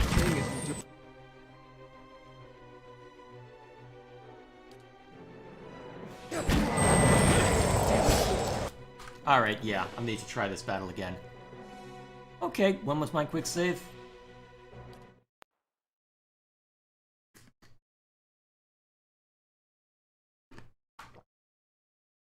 Ogres. It's all ogre now.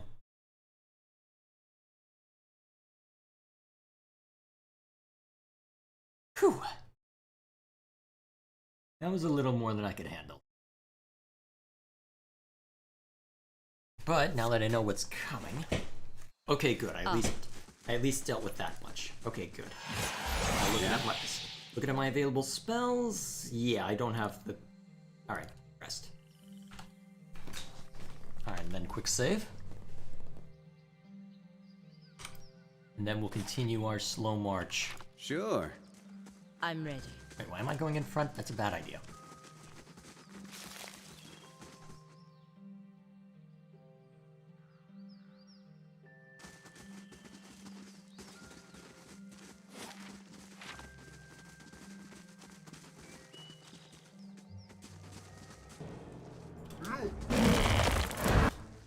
Alright, let's get out of their field of effect so we're not dealing with too much nonsense. Ah, thank you. More than raw!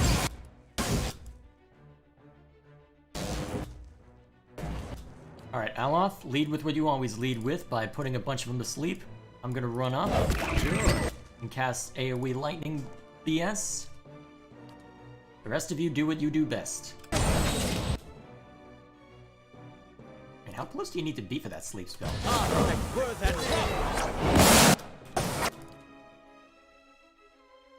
You know, two can play it that AoE bug game, you know. I can do it too! Burn them down.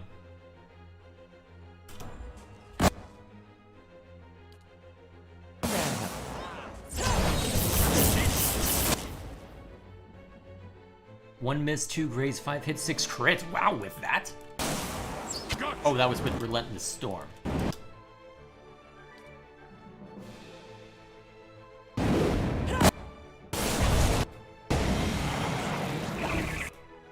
Adair, what are you doing? Just hit that one if you're having trouble.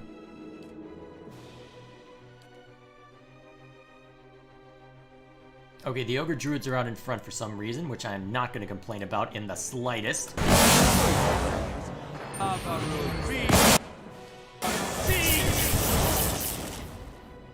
Okay, Adair, stop running around like a silly person and just hit something!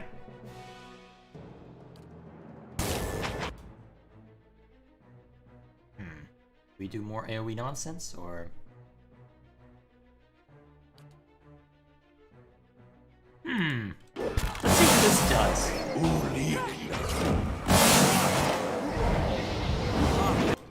Whoa! That was a useful spell. Oh crap, Alot's being targeted. Kill this guy immediately, please.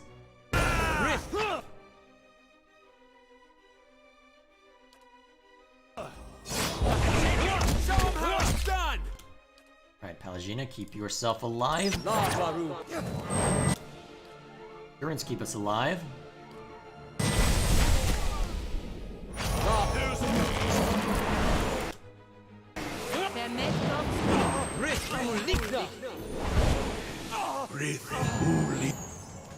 Whew. Oh, you're still alive. Die then.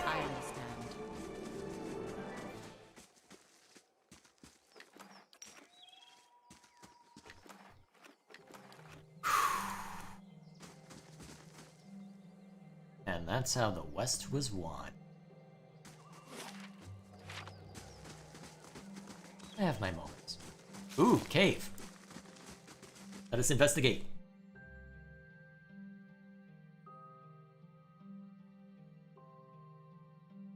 Anything interesting in this, or just more ogres?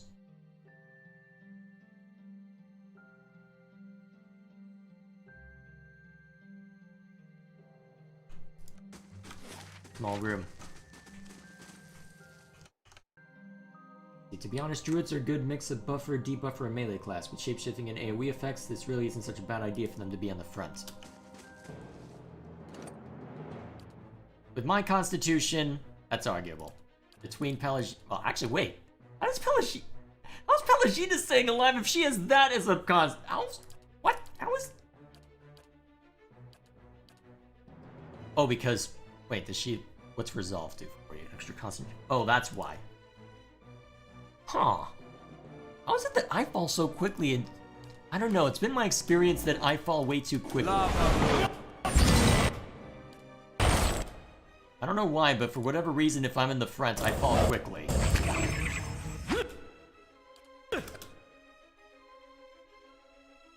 Couldn't tell you why, though.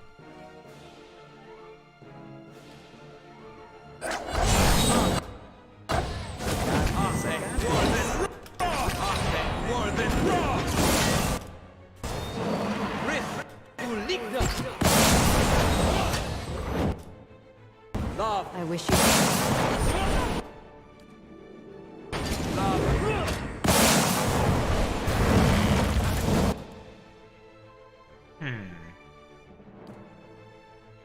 This was fun the last time I threw it out. Oh dear, I'm taking damage.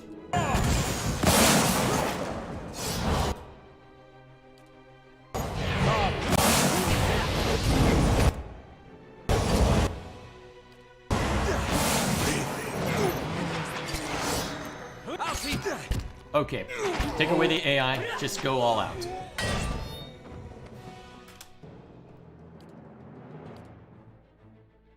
Hey there.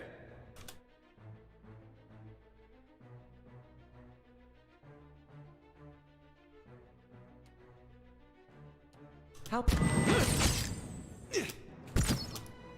Wait a minute. Naldrin the Wise. Where did you come from?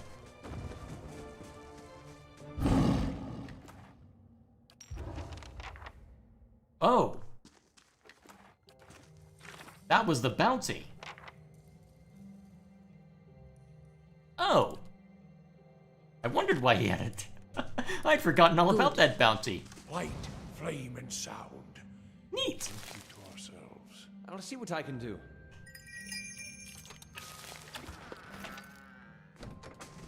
I had completely forgotten about that bounty. There we are! The name seemed vaguely familiar, but what? I am happy that I was able to deal with that. Yay us. You are correct, chat. It is indeed one of the last bounties.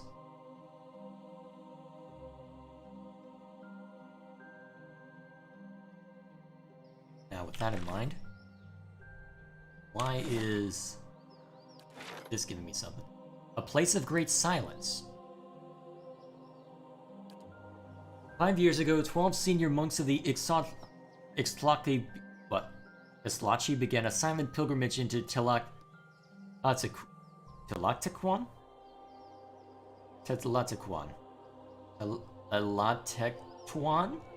Forbidding hills plagued by severe weather that locals believe are cursed by the gods. The monks that were supposed to emerge from their retreat this year, but they have not returned. An expedition of novices into the place discovered their camp, but they were shocked to find only hollow-skinned shells of their masters sitting in a circle, frozen in their meditative poses. The inner circle of the Ixtlachi theorized that the masters have transcended their previous physical forms, and may be wandering the eastern reach.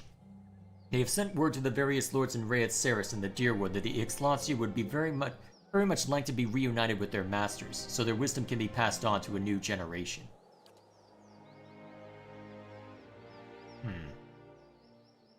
I'm sure Zawa will find it amusing. I'm ready. Hopefully I won't need him for anything, and if not, I can always just keep hitting the rest button. What might this be? You might find this interesting.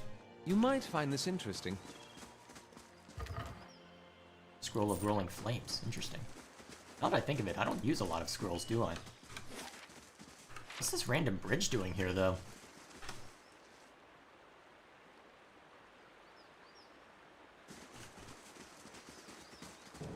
Hello, Rain Blights. More than raw!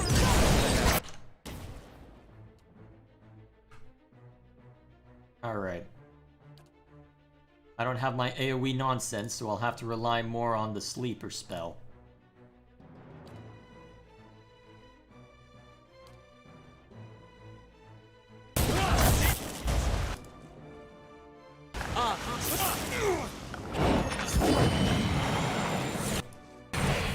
Or maybe I won't end up needing it at all. Oh, that's why everybody Oh, that's why you were advertising that spell. It's a multi-strike AoE. That's why you were advertising it, chat. Okay, now it makes more sense to me. I apologize for doubting you.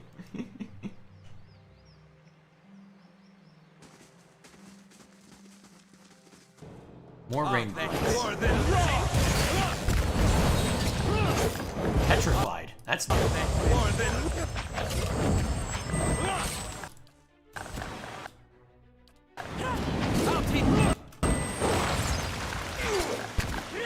Oh geez, dominate. Endurance? Please tell me you have a use of that. No, you don't.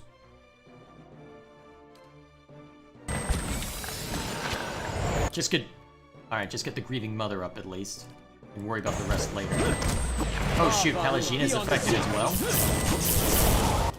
I'll teach you a lesson!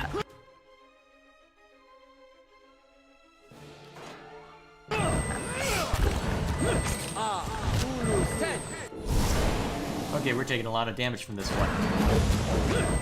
And our healer's stunned out. Great.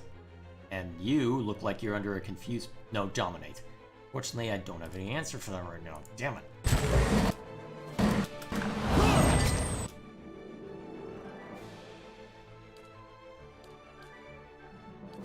Alright, sweep them. We need these guys dead now. Thing isn't doing Alright, you're not hurting them very much. Go up to the Atragan then. Oh, you're stunned. Shit.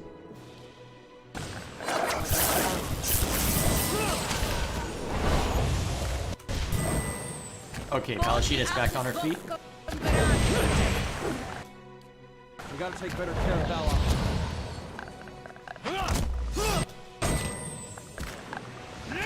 You know, and as long as Palashina and Adair survive, we can probably withstand this nonsense. Why? Because Palashina can heal herself pretty easily. Stop healing the damn rain blights! Sam! I wish you no harm.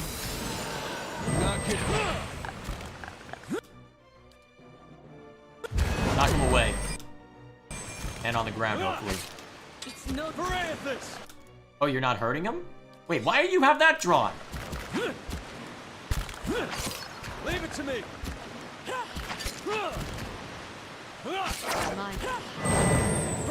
Alright, this should be easier to deal with. It might just take a while.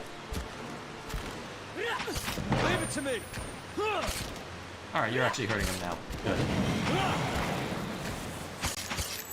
And now we watch.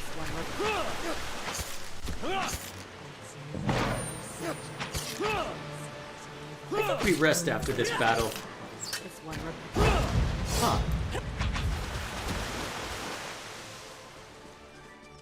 Yeah, we're resting after this battle. In real life, there are similar structures. Monks in India carefully cared and manipulated tree branches to create natural construction without harming plants or harvesting minerals. Huh, interesting. Good. Makes me wonder what kind of civilization I'm ready. lives in this part, well, lives in these parts. Outer pillars. Ah.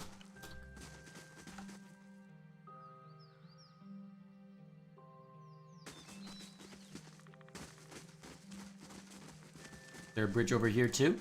Ah, the similar make. Neat.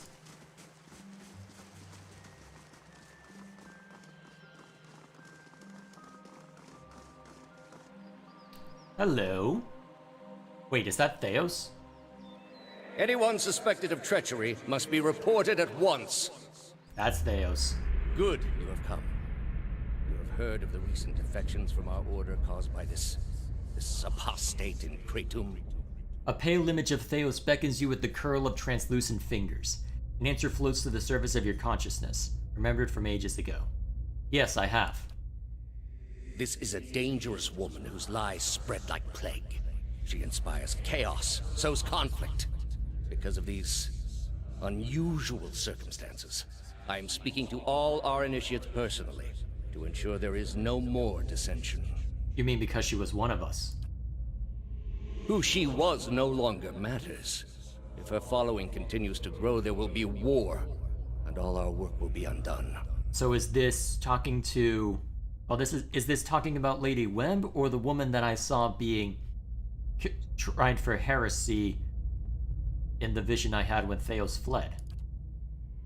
You were recruited from Kratum, were you not? You must have known this heretic woman, Yavara.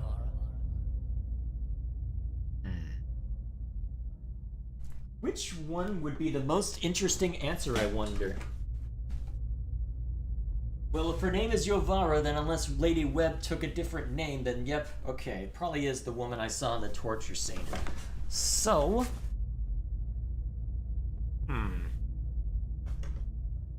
I wonder which answer would be the most interesting. Sister doesn't make sense given my race. Let's go with this one. I see. And did she return the sentiment? I trust that you will snuff out this flame if it still burns. The gods do not take pity on traitors. I am trusting you to remain loyal to the gods in this. If you do not, you will have greater powers than me to answer to. But but you will answer to me as well. I understand, Your Eminence. Oh boy. I just opened a rabbit hole, didn't I? Although, to be fair, this entire game is one giant rabbit hole. Alright, so this allows us to go to Hearthsong. So, let's go ahead and clear this place out. Actually, wait, now that I think of it, Sagani has somewhere that she needs to be around here, right? The Long Hunt. Find the Adra Art. Yes, this is the place, actually.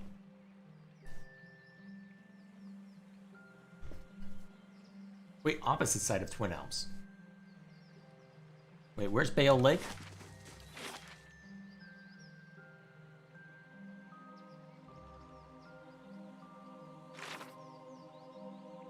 On the opposite side of is Twin Elms. Wait.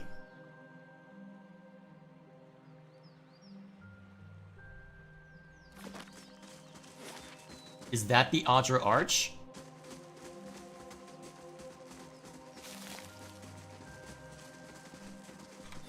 Large body of water. This looks like it counts.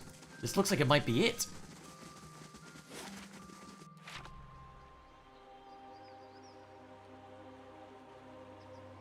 Did I find it?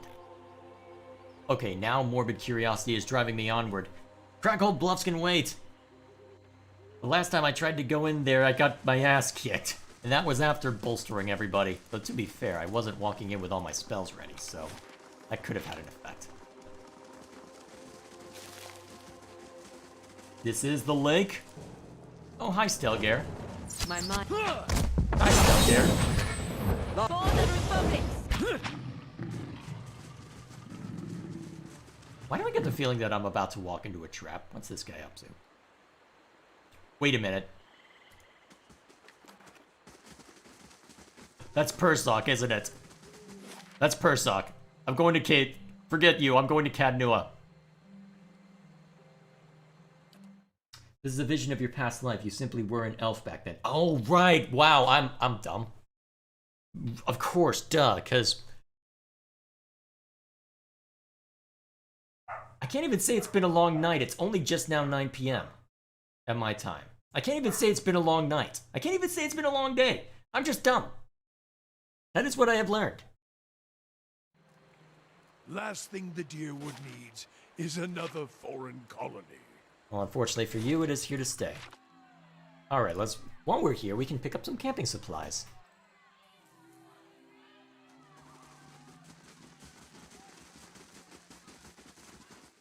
So, who to swap out then?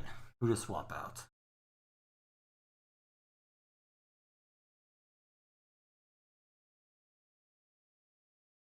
Who to swap out?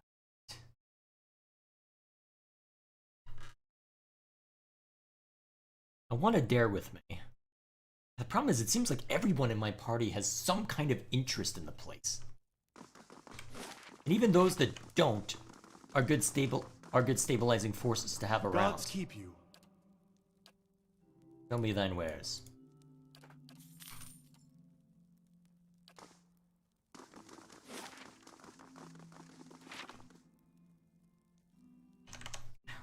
Why is it every time? Oh.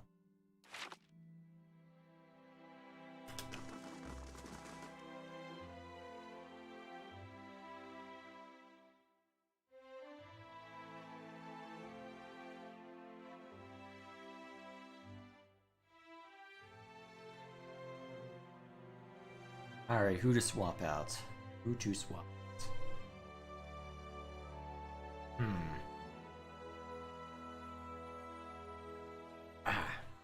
I must say, I'm impressed. That is the one difficult thing about CRPGs, is that there is so many interesting characters and so many interesting things to have around. You want people around either for gameplay purposes or for story purposes. You can't just let anyone go.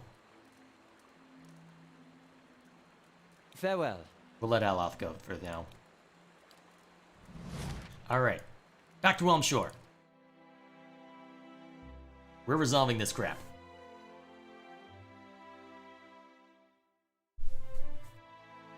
Well, I should have seen to Crackhold Bluffs while I was around, but you know what? I don't care. I want to see where this leads. It's not like in-game time matters all that much, I think. If it does, Supplicant has arrived in Defiance Bay seeking 500 for an escort?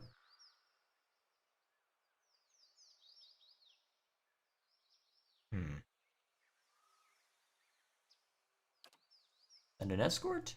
Who to send? That was already doing stuff. Yeah, you did work as a mercenary. Go have some fun. I knew it!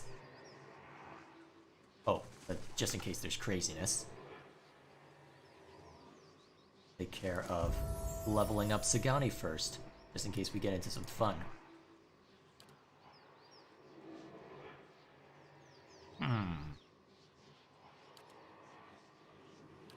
Actually, that can be useful.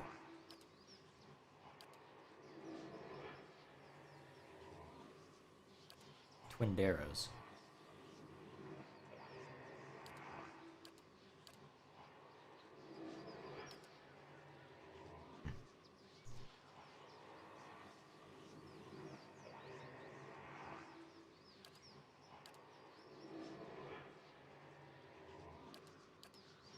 Let's go with this.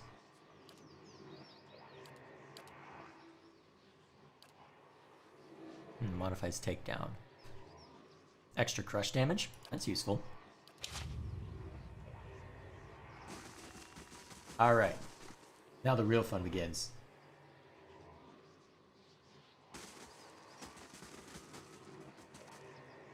The Audra Arch looms in front of you, just as you saw it through Persoc's eyes. Sagani turns, watching the trees for movement. As the arch's shadow falls over you, the wooded shore fades into a different scene. You're standing in another forest. Blackened, bare trunks claw their way out of the soil and keep a solemn vigil over the young trees and tender shrubs. You move slowly through the woods and the ruins scattered throughout them. Stone pillars and broken archways show the bones of some destroyed building. Between and amidst it are all our elves and orlins, their faces painted and their bows drawn. The rocky landscape, cool air, and evergreen growth suggest that they are at a fairly high altitude. This is probably somewhere on the slope of a mountain. I've seen the next location. I'll follow you. She counts the arrows in her quiver before adjusting the weight on her shoulders. I always get a strange feeling near the end of a hunt. Like an itch on the end of my nose. I feel like we're close. You sound surprised. I am. After all this time. A part of me had already accepted that I'd never find him. That I'd be stuck wandering like this forever. I'll admit, I didn't believe you at first. Still didn't until now. What changed? I haven't spent this much time around anyone since the long hunts in Nasitok. But I've gotten to know you, seen how you deal with Kith. Whatever else you turn out to be when we find Theos, you're honest. I know you wouldn't lead me astray in this. What I mean is, thanks. No one's done this much for me in a very long time. Feels almost like I'm part of a village again. What will you do after this is over? Good question. She runs her hand over the smooth, chiseled surface of the arch. After 5 years, I'm not sure what the point of this is. Persoc has moved on, and while I'm out here, everyone in Mossack is carrying on as normal. And that'll be the case whether I come back having found Persoc or die out here. To be honest, I'm not sure what that means for me. She thumps the Audra wall with the heel of her hand. But I'm getting ahead of myself. First, we've got to find Persoc, as well as your quarry. Should give me time to find out what I'll say to him. What do you think you'll tell Persoc? I guess that depends on who he is now. I'd like to think that traveling for 5 years entitles me to give him a solid earful about all of it. But what really matters to someone in Persoc's position? The village he left behind? The family he likely won't remember? I'm sure you'll know what to do. You sound like my mother on my wedding night. Anyway, here's to finding our men soon. I'm ready. Locate the forest in the latest vision. A group of Glanfallen hunters. I think the forest is on the slope of a mountain somewhere.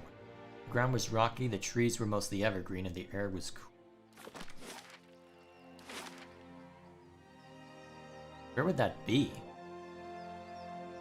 Unless it's not...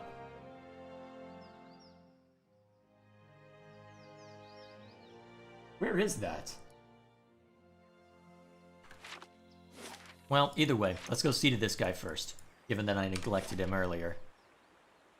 Strange. Actually, wait, is there something down here that I neglected? Oh, just some herbs. Why does it keep doing weird... Why does it keep doing weirdness? Why is it not wanting me... Why is it not letting me snap? I don't get it. The game's been acting weird lately.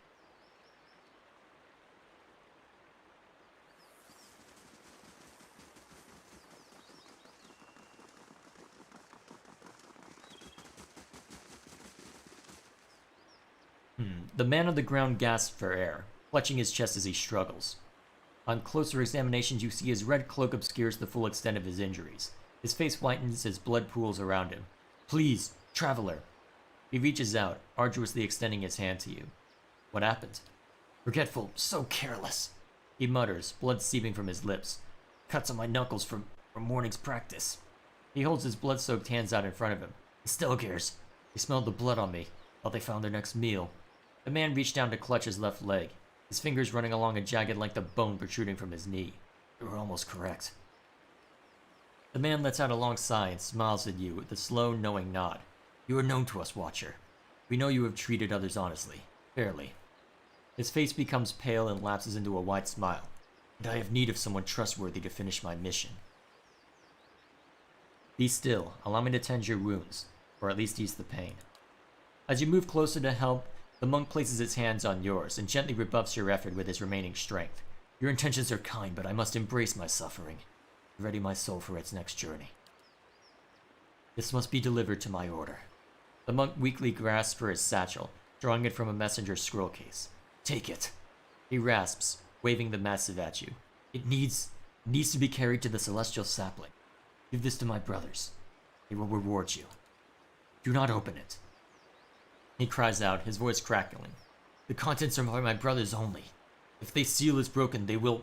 Blood erupts from the man's mouth, streams of red oozing down his neck. His head slumps backwards, and the body goes still.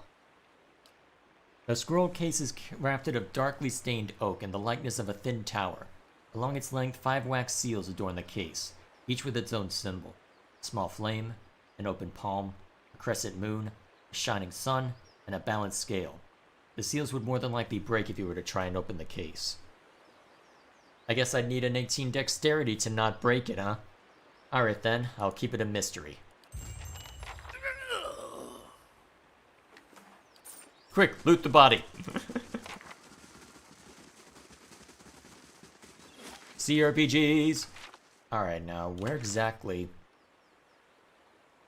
A slope of a mountain somewhere. I don't know of any... Radrick's Hold, maybe? The bluff, unless it's the bluffs? Is it the bluffs? It's not it's not anywhere in the White March, because this was something... Unless it's Old Song, but... I, as a watcher, would have... Group of Clanfathen hunters.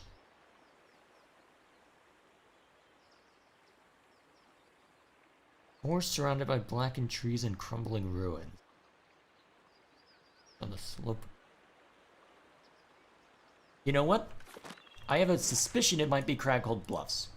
Even if it's not, let's see if we can resolve that thread. We'll let that be the last thing we do tonight.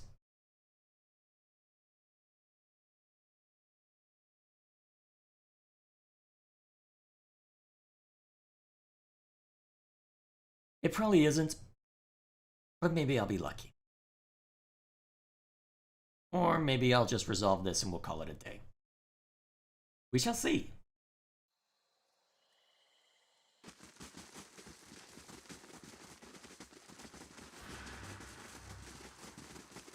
The forest is in the Twin Elms.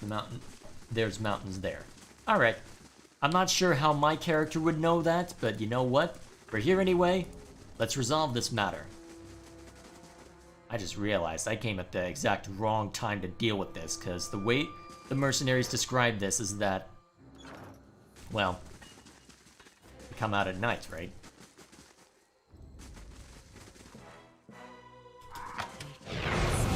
Oh god, traps! Durance, get him up. Oh. Maybe I should have brought Aloth for this, just to watch out, be mindful of traps.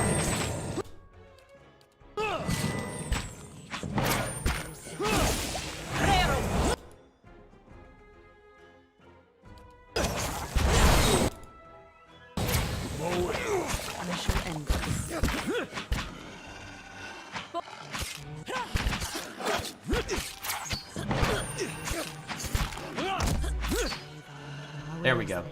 Well, that reminds me. Sagani, get your bow back out. I'm ready. Watch and learn. Sure. Actually, wait, can't I do manual formations of some kind?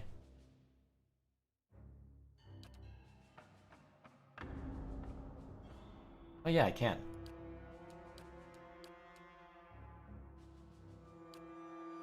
There we go. Excellent.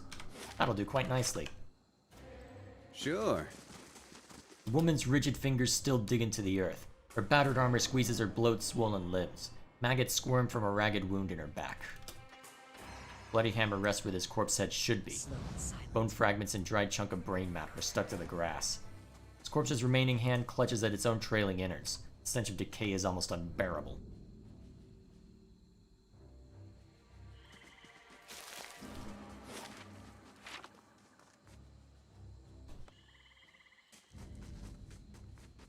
Alright, I can hear movement up there.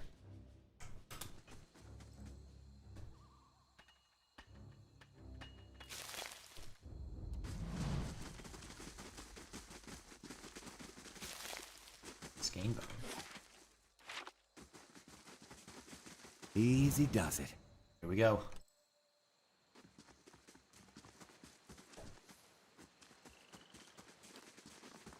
Ancient Death Guard, huh? Ah, think more than raw!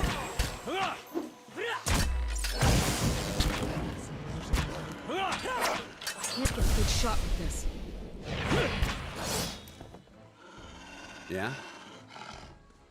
There we go. While I'm thinking about it, let's go ahead and take a look at Sagani's weaponry. Because I know there's stuff that I can outfit her with. Alright, sort by item type. Let's see if there's a better bow than what she currently has. Oh god, I haven't done anything with this in a while, have I? I killed a lot of people over the last few sessions.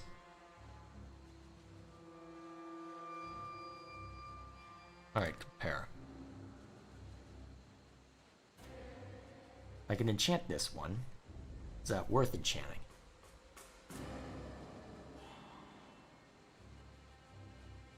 Well, looks like this exceptional hunting bow on its own isn't enough. Because I can give the exceptional enchantment to this. Oh, it's already on it. And I can add different kinds of damage as well. Durgan Reinforced 2. So, yeah, let's take a look through the rest of them first. Stormcaller. Ooh, a soulbound pair. Okay. Little less damage. But it's shock and pierce damage. Both. -6 damage reduction to shock. And then accuracy versus deflection. It's got the exceptional. So +8 to accuracy and +30% damage. That could be good. That could be good. And then fine hunting bow. Alright, that's just a fine hunting bow. So the choice is between the Stormcaller and persistence. What would be the most valuable? 20% of grease is converted to hit. The thing is it damage type. Alright, so it says shock / pierce. So would that be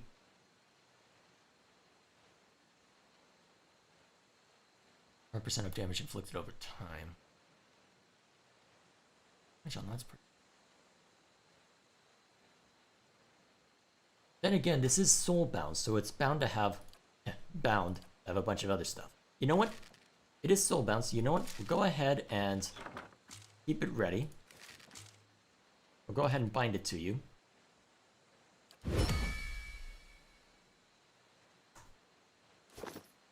Besides, it'll also give weakness to shock damage, which is my primary damage type, so this might end up actually being a good thing in the long run.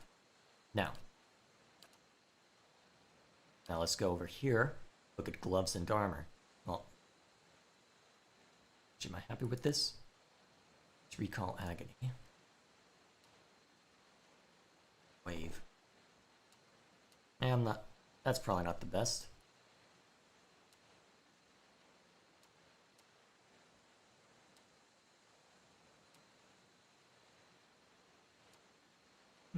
This is probably more useful. Actually, a cloak of protection might be useful too.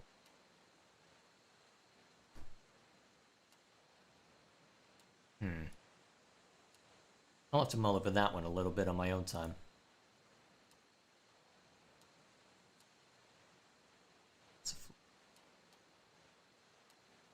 Actually, wait, you've already got a ring of deflection, right? Minor ring of deflection. Okay, let's fix that. And then a ring of protection. That's probably the best way to round that out. And then, do you have any gauntlets? Oh yeah, plenty. Archer's gloves. Gauntlets of Ogre Might. Hands. Solitary. This one enemies need to flank. Okay. Under gauntlets of accuracy. So do I value damage or accuracy? I'm thinking damage at my stage. Hey, another death guard. I'm on the trail. Let's try not to trigger both at once. May end up happening anyway, but we'll see what happens. Show him. Okay, re-enable party AI. This guy's bothering me. Wait, why are you going for each of them?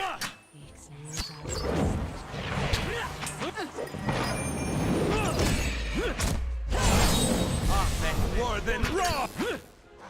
Oh, if you're gonna activate that, we're triggering everybody else.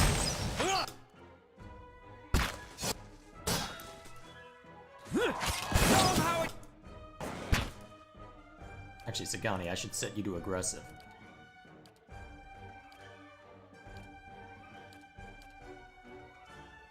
Ready, Watcher. You're not giving to me. The fall beyond sea.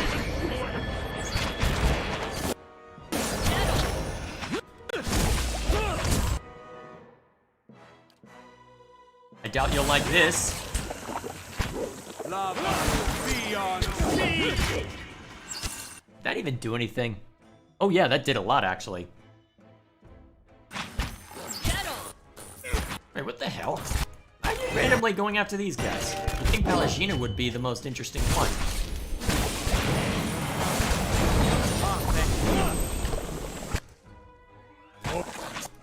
Ready, Watcher. Okay, good.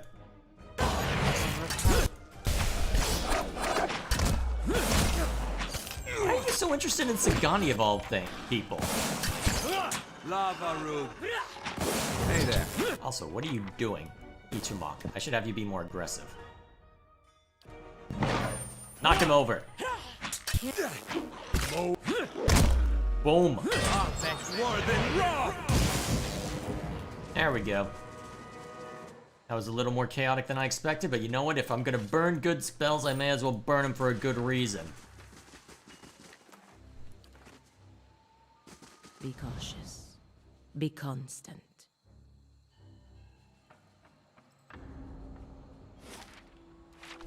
Alright, there we are.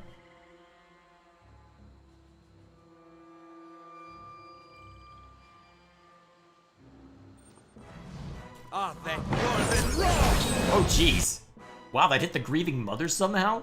The heck?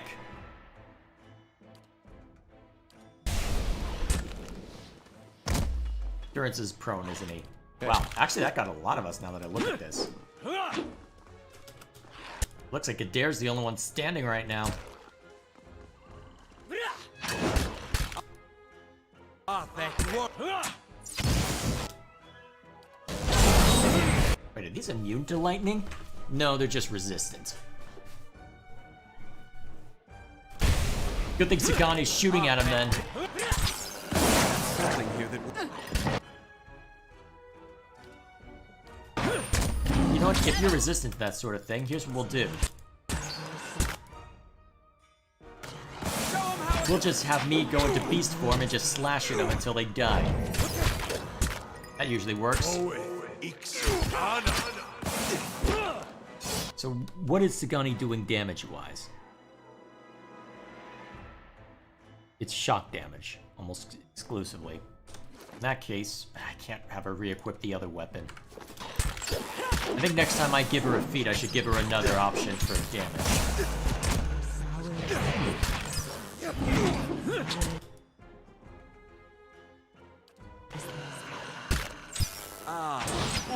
Oh wait, you're immune to fire, aren't you? Yep. Well, this ancient death guard doesn't seem to hurt very much. It just takes a lot of hits. I'll take a peek. Boulder appears to have crashed through the tower, taking a section of the wall with it. Gnats buzz over a film of murky, algae-choked water. Something glints just beneath the surface. Not sure I want to go into that. So, the last time I made an attempt, I went into that cave and got utterly mauled by everything. So, we're not going that way. Yet. I can avoid it. Alright, here we are.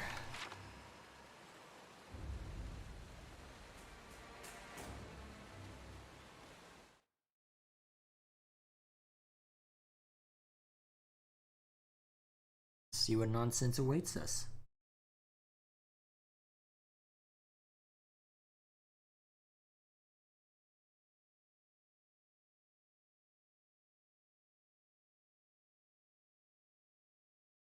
I just realized I probably started a longer quest when it's probably close to when I'll want to wrap.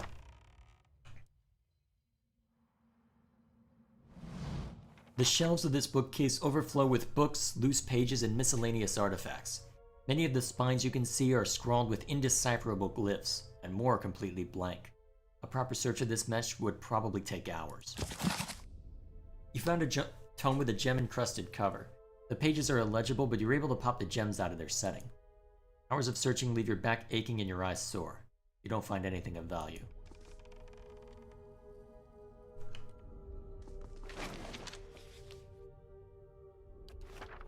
Margrin's fire Wait, cast light hang on on a sec. dark place. Also, how is the Earl collecting taxes when he's dead?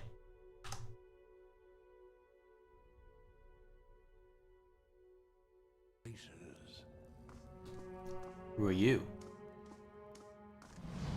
A man totters towards you as if drunk. He stops a few feet in front of you and looks at a point over your shoulder with wide, glazed eyes. Tanos must speak with you, human. Come, come. No, that's not what I expected to see. Who's Tanos? I'm being allowed in? Let's see. Seer. Do not disturb the apprentices. I am very confused by what I am seeing now. Just as a reminder of what the quest is. So the Steward of Cadnua has informed me of a recent conflict on a remote bluff in the Deerwood. The Torn Bannermen, a feared collection of mercenaries, have besieged the manor of a local legend, the Archmage Consulhaunt.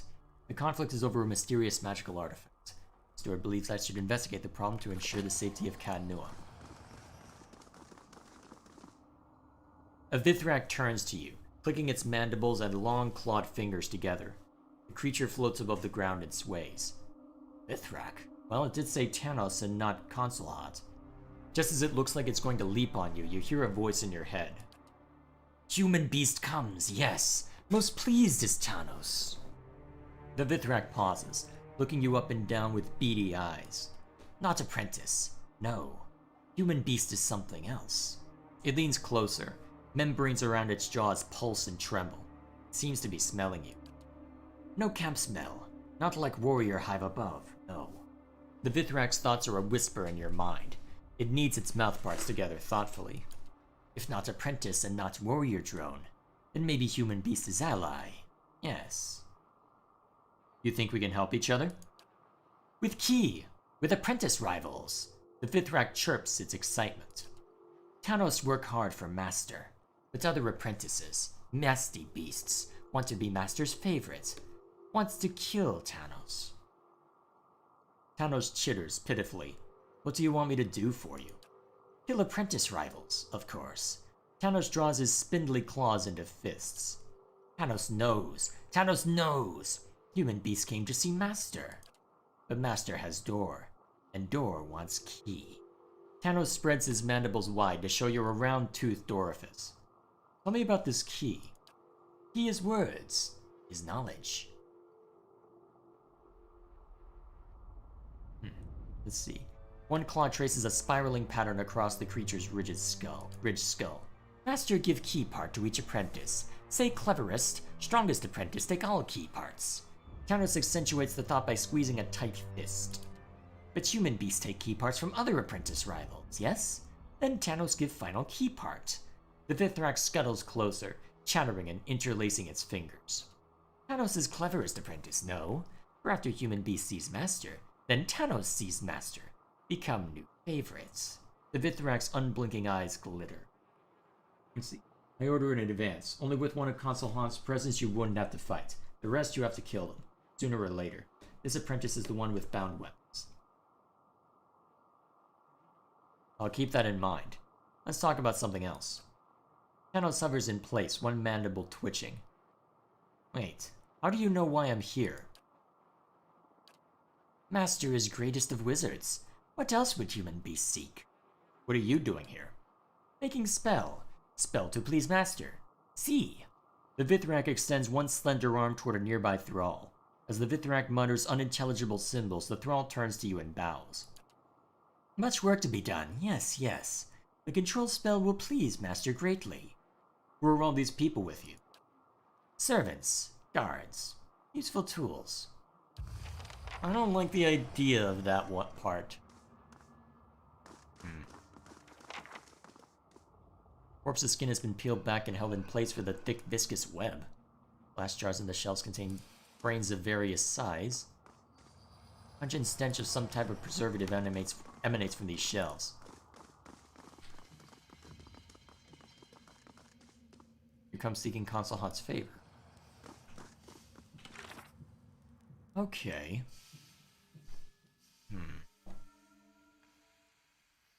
Only someone with all 4 parts of the key can get in to see Consul Hunt.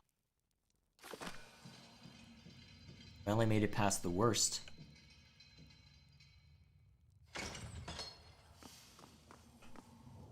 The dwarf whirls to face you. His face and throat are twisted with fresh scar tissue. Her remaining eyes narrow as she assesses you. Out! Her voice is little more than a croak as she points you to the door. What are you working on? She hisses and gestures angrily at the door. I just have a few questions. She holds up her right hand, 3 fingers extended. As you watch, she lowers one then another. I really want to see what happens at 3. Reaches for a grimoire, huh?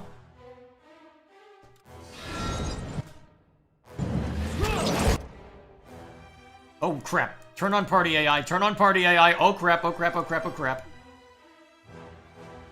I don't have Aloth to put him to sleep. Dang it, dang it, dang it, dang it. This is bad.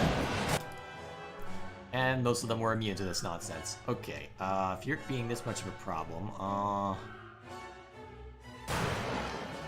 start being a little more direct.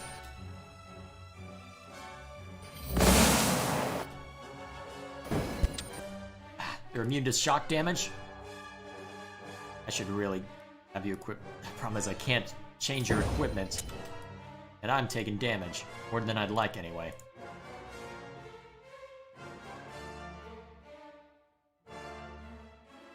Well, throw this out just to... I'll step in a little bit so you can at least throw this out. Buy me some time. Easy.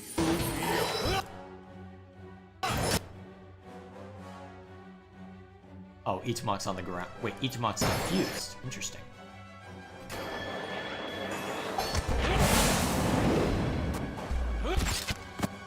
Ow, I'm taking a lot of hits. more than... Show him how it's... Alright, if you're gonna spirit shift, Show him... you may as well just attack. You may as well just attack the traditional way. Show him how...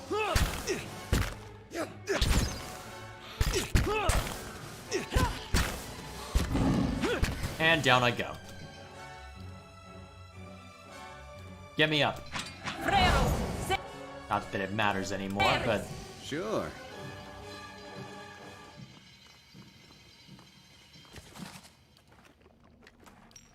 Sure.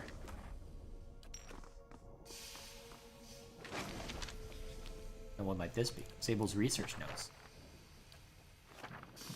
A simple test. Yeah, I'm gonna want to bring Aloth for this one, aren't I? A simple test. Oh, hi! Alright, this ain't worth burning stuff. This ain't worth burning. Dead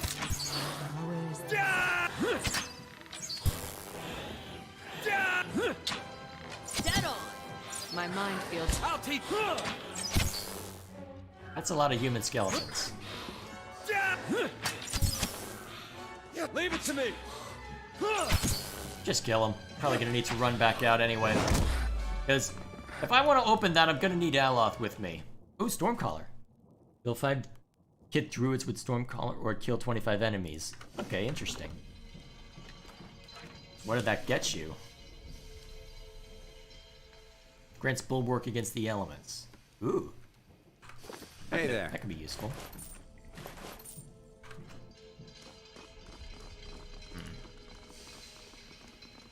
Liquid metal drips from the dangling skeleton. Success with the new formula. The bonding with the vessel material is twice as strong as before. Presentation for console haunt will be excellent. Need to acquire more skeletons first before I can demonstrate my experiments to the other apprentices. And I didn't loot this one. Ooh, Sable's Grimoire. Or notes. Quest item.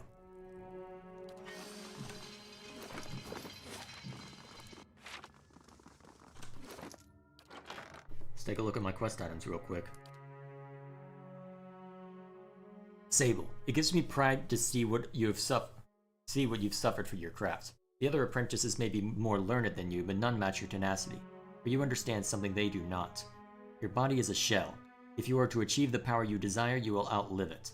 Your fellows fight and scheme against one another. Only you recognize your true foe.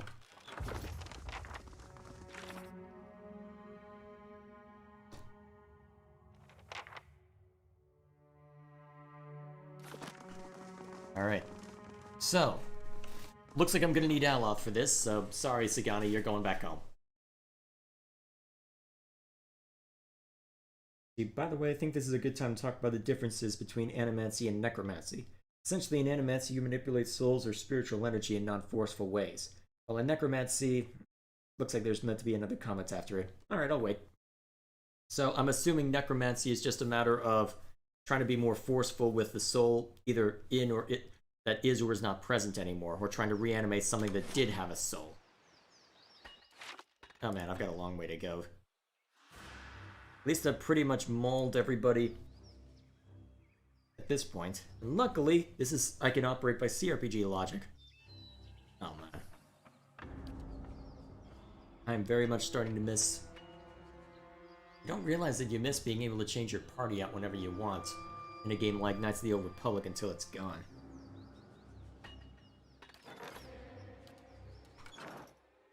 Ah well, that's okay.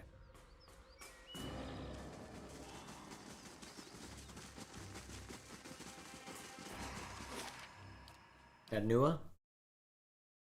We'll rest. We'll grab Aloth. Then we'll head back in.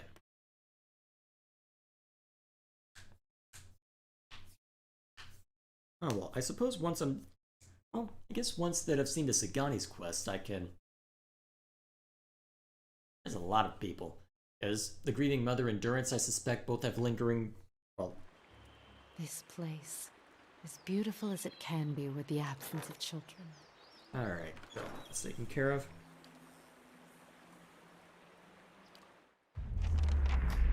Hello! The morning is cold and silent. You are upon the plateau of the Birthing Bell, and there is no sound, no wind. The sky is a smooth, mortared gray. The forest beneath the plateau nothing more than a jagged black silhouette. Even the rock, the Aja around you, it feels colder. The sun's warmth fled from it. Against the cold backdrop of the sky, you see the great Birthing Bell, hanging from its arch of Aja. Its surface is tarnished, and the shadows inside the bell are dark. Still, it seems to press down upon you, or simply, sadly, watching, as if standing above a grave formed from the table of the plateau and the remains of the mother's womb that now cover its surface. And there is something heavy in your hands. It breathes, gurgling, slick and wet, yet that is all it is. You find yourself filled with fear. You don't want to look at what you are holding, and you don't want to touch it with your mind, and it is all you can do not to cast it from you. The mass before you is vacant, flesh in the shape of a newborn, bubbles of saliva bunch at the mouth, expelled by its steady, gurgling breath, its arms, legs, head lolling, limp. No thoughts, no struggle, no desire to cry in protest or pain. There is nothing from within. There is an absence in your hands. Your hands tremble, shake, and the silence is broken as the chimes on your wrist echo with the trembling. And the chimes do not echo in the thought of the mass in your hands. There is no soul within to hear it. The only emotions blanketing the plateau are the pain of the mother. The child breathes, its heart beats, but it makes no cry. The child feels light, empty. There is no joy in it, no fear, no thoughts at all. Yet in the hollows inside it, breathes, a thing of habit, not life. Cannot move. Your trembling has subsided, and the birthing chimes on your wrist are as still as the child. The mother is crying, eager to see, begging to see the child. You feel a sudden spike of fear, being hunted. If you give the child to the mother, you will be blamed, and her anguish and rage shall fall upon you. She will not spare you or anyone you love. Of this you are certain. But you did not cause this. You don't think you've caused this. And the mother begs, her arms outstretched.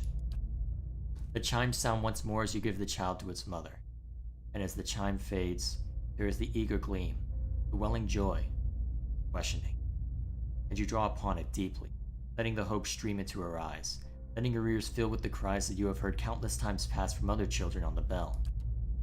You hear the laughter in the mother's voice, in streams of tears that run down her face, and with a practiced motion, you weave a life that will never be into her eyes and thoughts. She will care for the child as if it were whole until you set her free. She will care for it until you find a way to heal what has happened, until the reality cannot be dispelled anymore. And still, cradled beneath the weeping woman that birthed it, the child in her arms does not hear the cries of the mother, does not react. It is an empty thing that breathes and carries nothing within it. And the chimes on your wrist lie still. They are bound to you like chains, never to sound inside a newborn's mind, ever again. Well, that's fun. Your mind comes bearing questions, Watcher. I saw a hollowborn at the birthing bell. The grieving mother's head bows as she raises her hand, cradling them, slowly, so the chimes do not sound as she moves them. You feel a chill in the air, as if the vault on your mind is growing, too large for the thoughts within, and your breath is laced with a chill.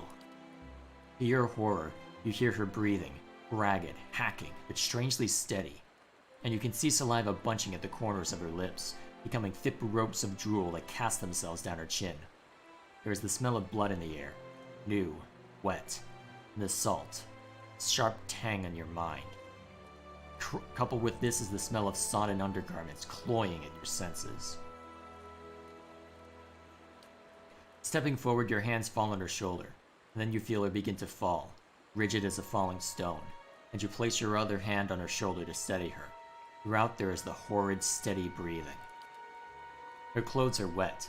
It is as if she is burning with fever beneath her tangled hair and beneath her threadbare robes, as if she is giving birth. With a slow hissing intake of breath, her head rolls back on her shoulders, her eyes pressed tightly together like the lids of a newborn. Yet past the lids you can feel the piercing stare, vacant, cold. Horribly, you sense nothing from her, not a thought, like the hollowborn you held in her memory, You know if you try and pull away now, she will vanish into herself, and vanish from your thoughts, perhaps forever. And you have a terrible feeling that whatever connects the two of you will be cut. She is as helpless before you as a child, and you search your thoughts for a way to coax her to eat.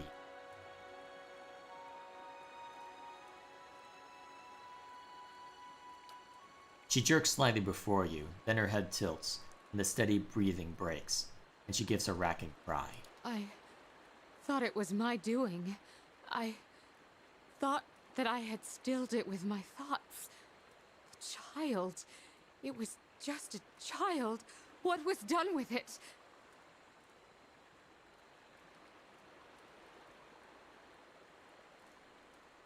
It was...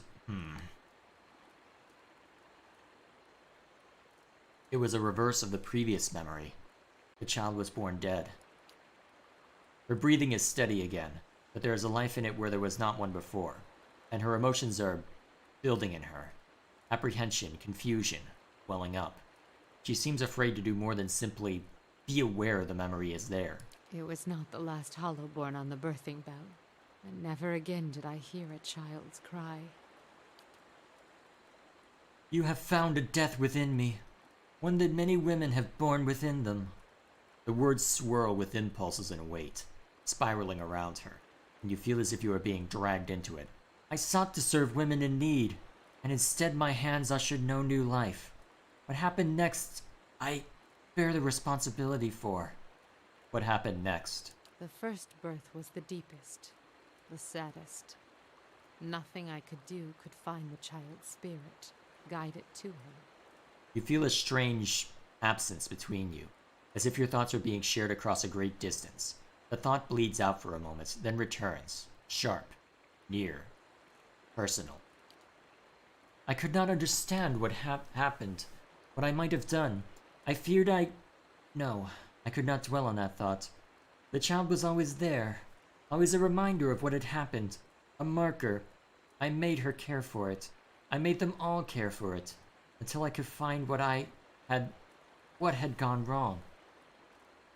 But the Hollowborn, it wasn't your doing. It happened elsewhere. Little word of the outside world reached us. It was enough time for rage and pain and grief to guide hands. I feared what would happen to the children, what would happen to me. Every mother knows her womb may shed a stillborn, but these cold, soulless creatures, the parents wouldn't have understood, and fear of the unknown breeds violence. What happened then? I held their minds within mine. I shaped and guided them as long as I could. And with each passing day, each new birth, the strain grew. And the more I felt my control slipping, the more I focused my thoughts. Eventually, even I succumbed to the power of my own illusion. I'd woven the threads so tightly that I could no longer see through them. And then one morning I heard funeral bells tolling in the village. The sound of wailing rose through the mist. Her mother had died, her mind so focused on the care of her hollowborn child that she'd neglected even to feed herself. And with that, the illusion broke. The townsfolk saw their hollowborn the way they were, not the way I'd wished them to see. By the end of the day, they'd begun to look at me differently too.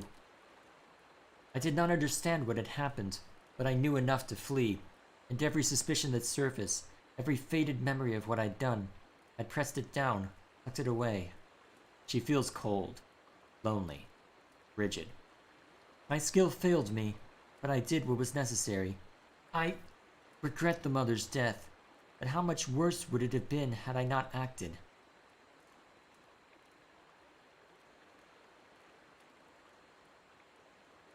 There were other ways. You could have sought outside aid for the children, or fled if you fear for yourself.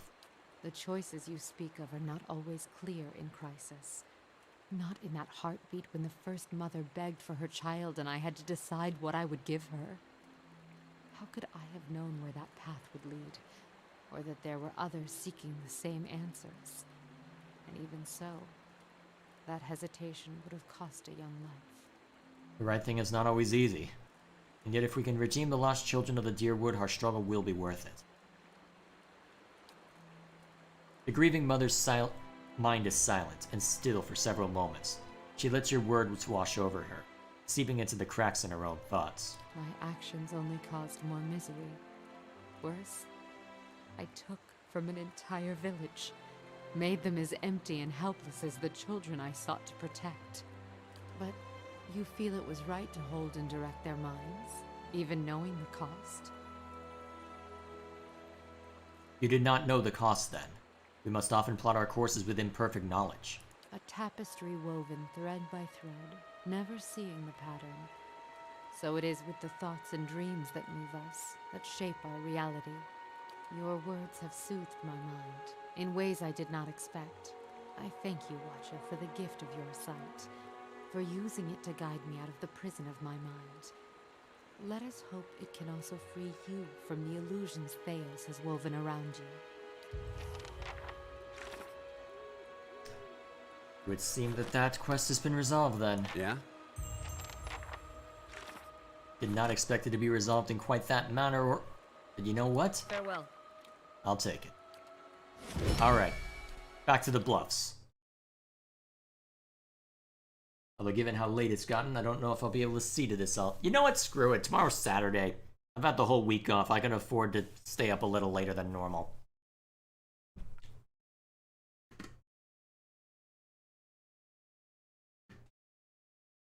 Alright, looks like the rest of the message is in. By the way, I think this is a good time to talk about the differences between Animancy and Necromancy. Essentially, in Animancy, you manipulate souls or spiritual energy in non-forceful ways. While in Necromancy, you essentially rape life energy and spiritual. You don't just forcefully manipulate them. It's like butchery. You can treat animals well, but you simply decide to make their life a living hell on Earth.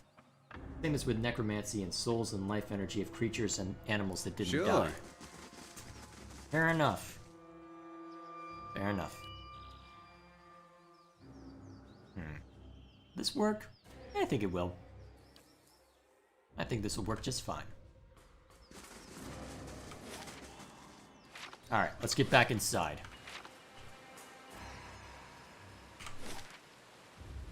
Alright. The bluffs await. Let's see what kind of nonsense I can get myself involved in this time. Actually, is there anything interesting over this way? Nope, just the bluffs. Alright, back inside.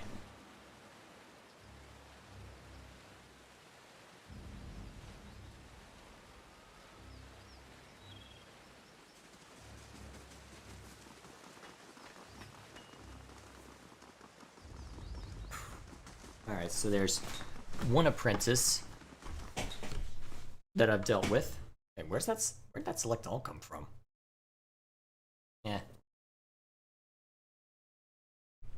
So backspace is select all? Yeah. There's all sorts of weird things in this that I should probably investigate further. Although, to be fair, given that this is a CRPG, I'm wondering if there's a manual that I haven't read somewhere. Possible.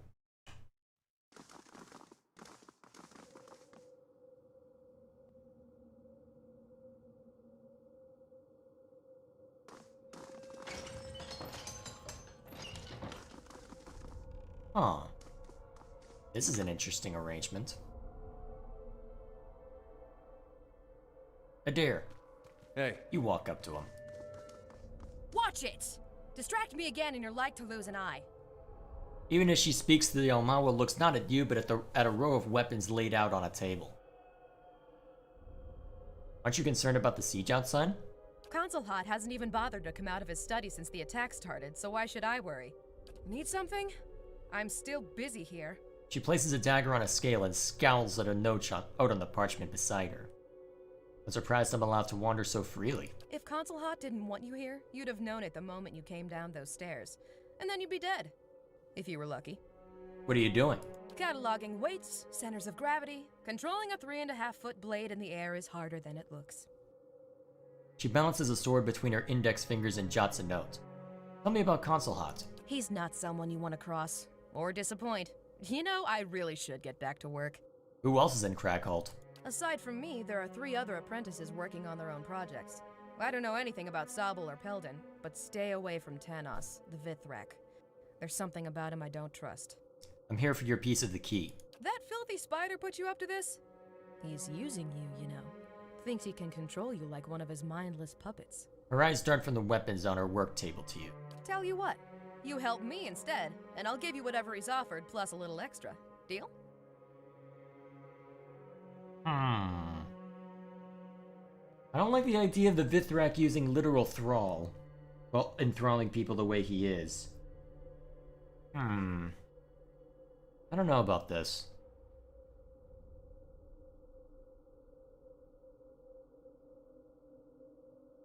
Fine. Good. Come back when you've got the other pieces of the key. I'll have to think about that.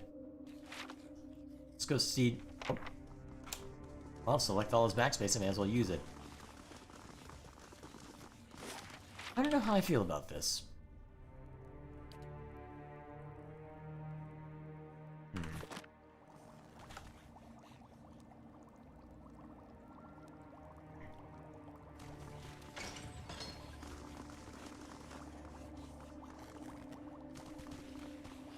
The laboratory reeks of rotten flesh, but the elf doesn't seem to notice. He's busy writing notes into a small book, and he doesn't even look up at you as you approach. But he frowns when your shadow falls across his page. Stand back, ghoul. I'll summon you when I have need of you. He points to a dim corner of the laboratory. If you say so, but don't you want to know how I taught myself to speak? He finally looks up at you, startled and irritated. Effigy's eyes, who are you? He shakes his head and waves a hand, nearly grazing you with his pen. I don't have time for this. Get out of here and leave me to my work, all right? He returns to his notes before you can even answer. These ghouls are different, more docile and less rotten. I should hope so. I've been trying to stabilize them, prevent them from decaying further. He looks at you out of the corner of his eyes. Of course, the process is not yet complete. Can you tell me anything about Consulhan? He glances up long enough to shoot you a suspicious glare. If you've never studied his repertoire of spellwork, never read of his accomplishments in Maestra Albena's histories of modern magic, and somehow missed the small army he's held back outside, then no, I don't know what to tell you. Except that he's a powerful wizard with little patience. He licks his thumb and turns a page. What do you know about Crackhold? Why must you bother me with such inane questions? Go interrupt one of the other apprentices. Their time is much less valuable than mine. I want your portion of the key. He looks up, his cheek flushed and his eyes wide and wounded. Has my progress been too slow? Did Consul Hot send you to... No matter. He snaps his book shut and raises his hand, an incantation already on his lips. Alright, alrighty then. Time for spell slinging. Hey there. Hey, oh shoot, I messed that one up.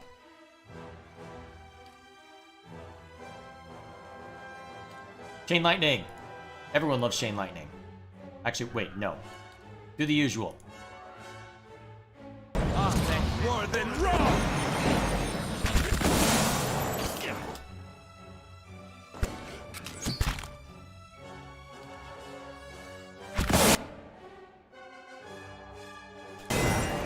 That seemed to do something, I hope. Oh, hang on a second. There we are. Now I can actually snap this way.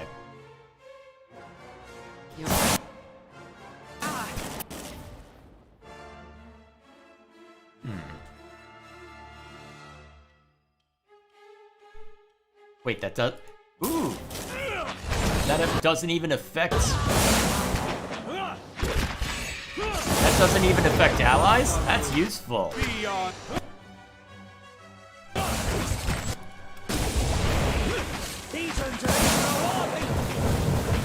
Burn and die, suckers! Burn and die. Wait, why are you casting that again? We don't need that twice. Just go with this. I have to keep an eye on myself constantly.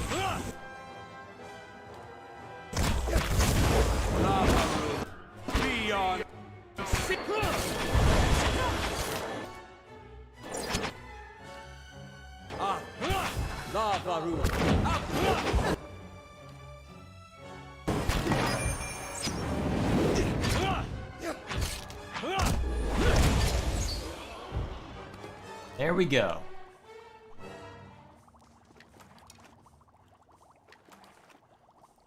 The creatures in the tank remain still, but its eyes follow you as you get close.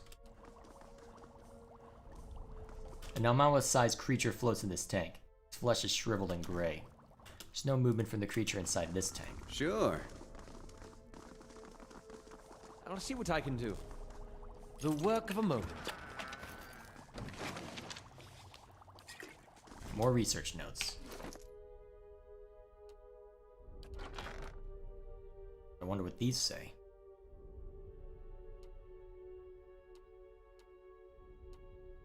Oh wait, these ended up in the miscellaneous pile, didn't they?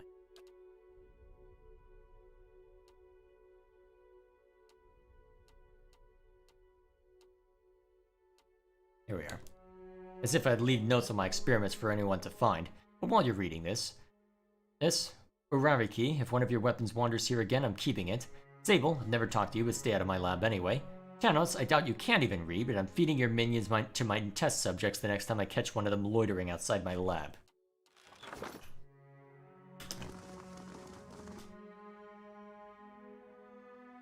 By the way, I love the siege as a mage. It was so cool seeing not only the castle / fortress / high school of one of the archmage, but also the archmage himself. Yes, I'm sure that would be interesting for a magic character. The work of a moment. Oh, petrify spell. That's new. Really should have been more careful. Durance, can you break this?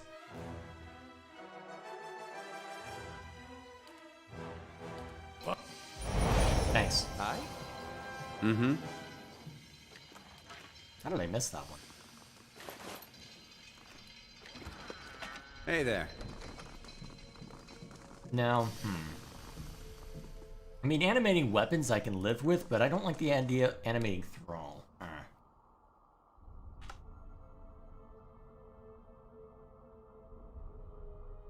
Hang on, I did grab the research notes, right?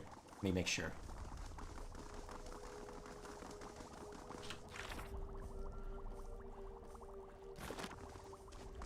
I think I'm good.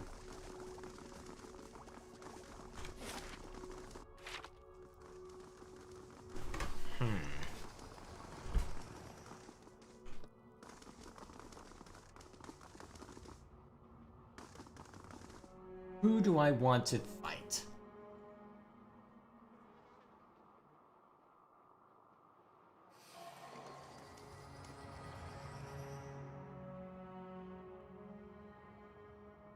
Found strange notes with the other apprentices. Yes, key parts for Master's door. Tanos's mandibles chitter and click rapidly.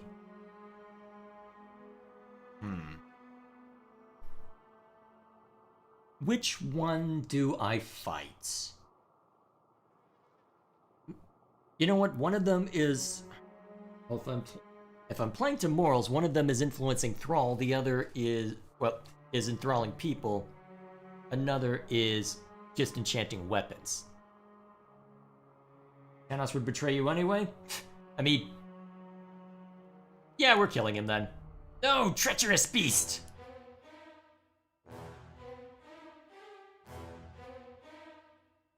Hey. Oh crap, I'm stunned out already.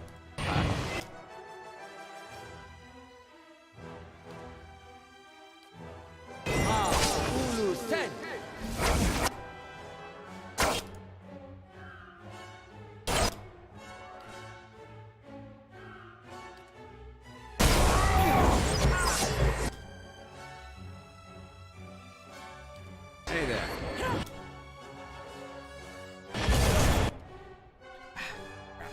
Okay, you're gonna be difficult then, huh?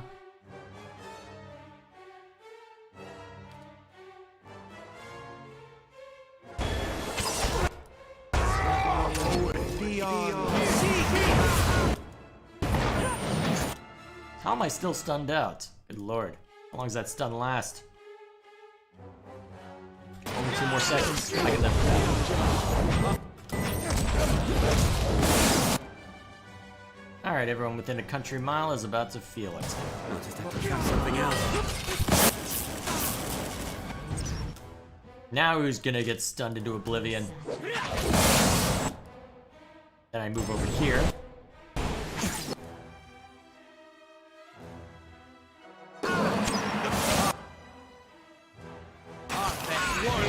Alright, bought us enough time with that one.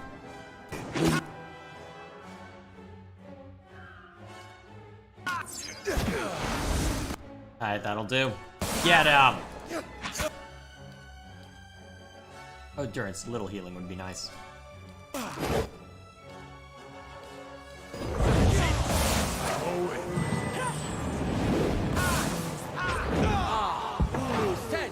There we go.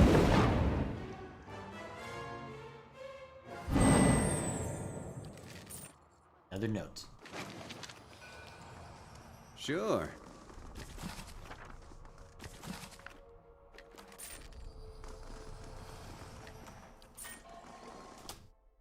Alright, best item.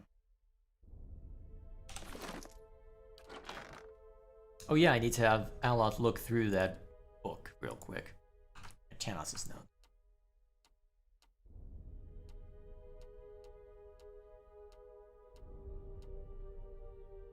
Tanos, more than any of the others, you have chosen a path that complements your natural strengths. Your mind is a maze, and you use it to ensnare not only your thralls, but also your fellow pupils. They are blind to it because they look at you and see an animal, which is why I shall only warn you once. Attempt your trickery on me, and I will give your corpse to Peldon.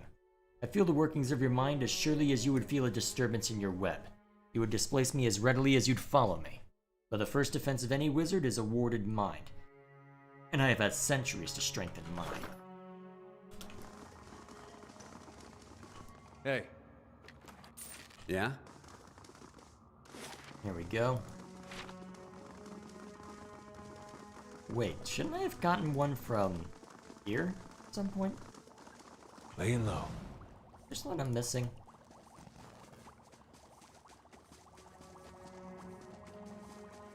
I think I should have seen a note from him already. Grabbed everything of import.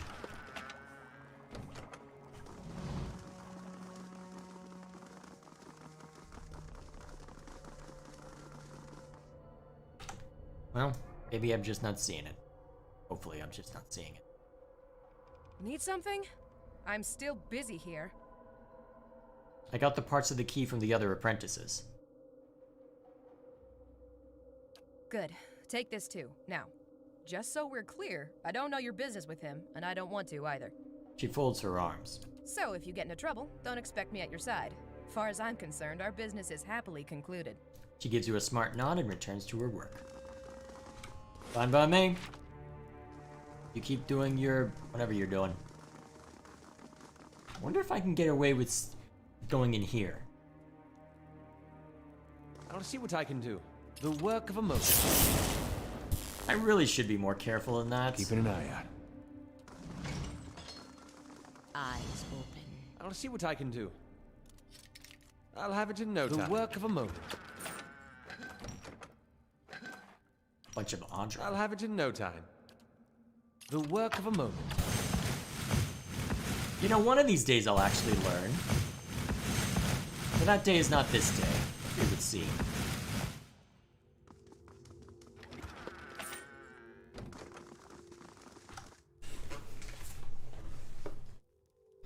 Now, real quick.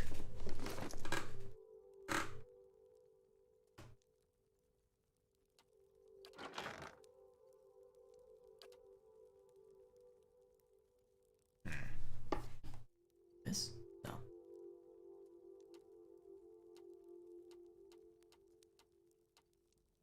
Oh, well. Oh, here it is. Peldon.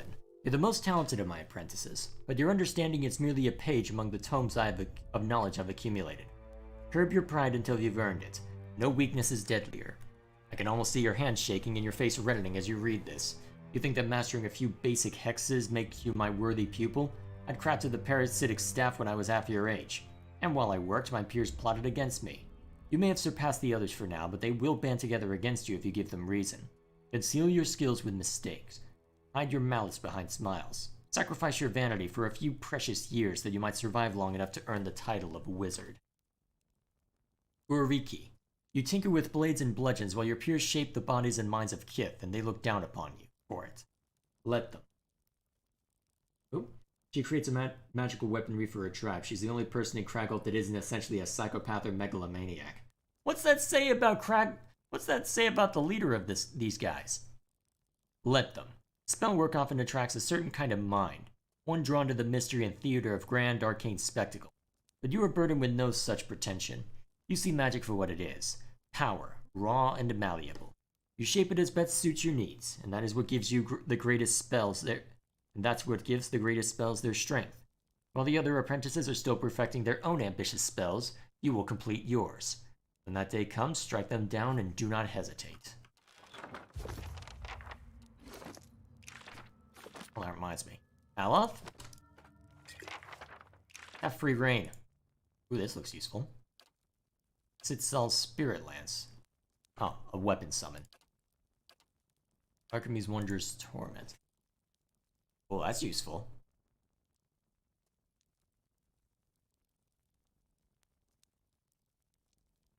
Yeah, that could be useful. Hey there. That could be fun. Be cautious. Be constant. What's that lever? I don't think I want to pull it. Wait a minute. Is that where I tried to... Oh. I think I know what that is. I don't want to go in there.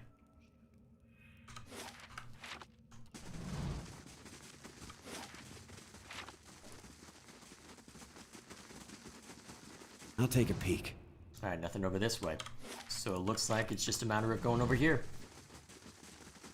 Seeing to this nonsense.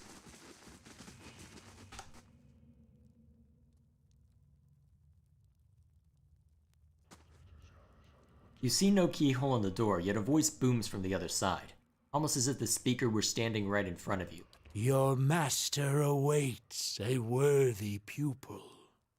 Let the apprentice who has perfected a spell and gathered the lessons of his fellows speak his purpose. I am ready to see Council Hot. Ah, first you shall prove your merit. A wizard must protect himself from the arcane and the mundane, from spellcaster and soldier alike. Of the many defenses available to the wizard, which comes first? A warded mind. You have learned well. But a wizard must also defend against his own deficiencies, lest he fall to them. Which weakness is deadliest? Pride. Many fall by overestimating their own power. Yet for the wizard who understands the nature of magic, power is nearly limitless. What quality of magic is most critical to powerful spellwork? Malleability. It can be shaped into any spell. Yes, though few will ever grow skilled enough to wield it well. One test of your understanding remains. What is a wizard's true foe? Mortality. You may proceed. There we are. Whoops. Needs to stop hitting A. That'll end badly for me. As we have seen.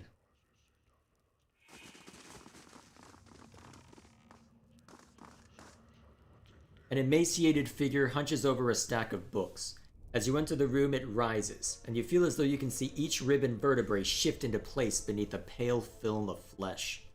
It turns, twisting wasted skin and tendons around its bones. Two eyes burn from its angular, shrunken face. Yes, you have the look of one who's lived by the sword.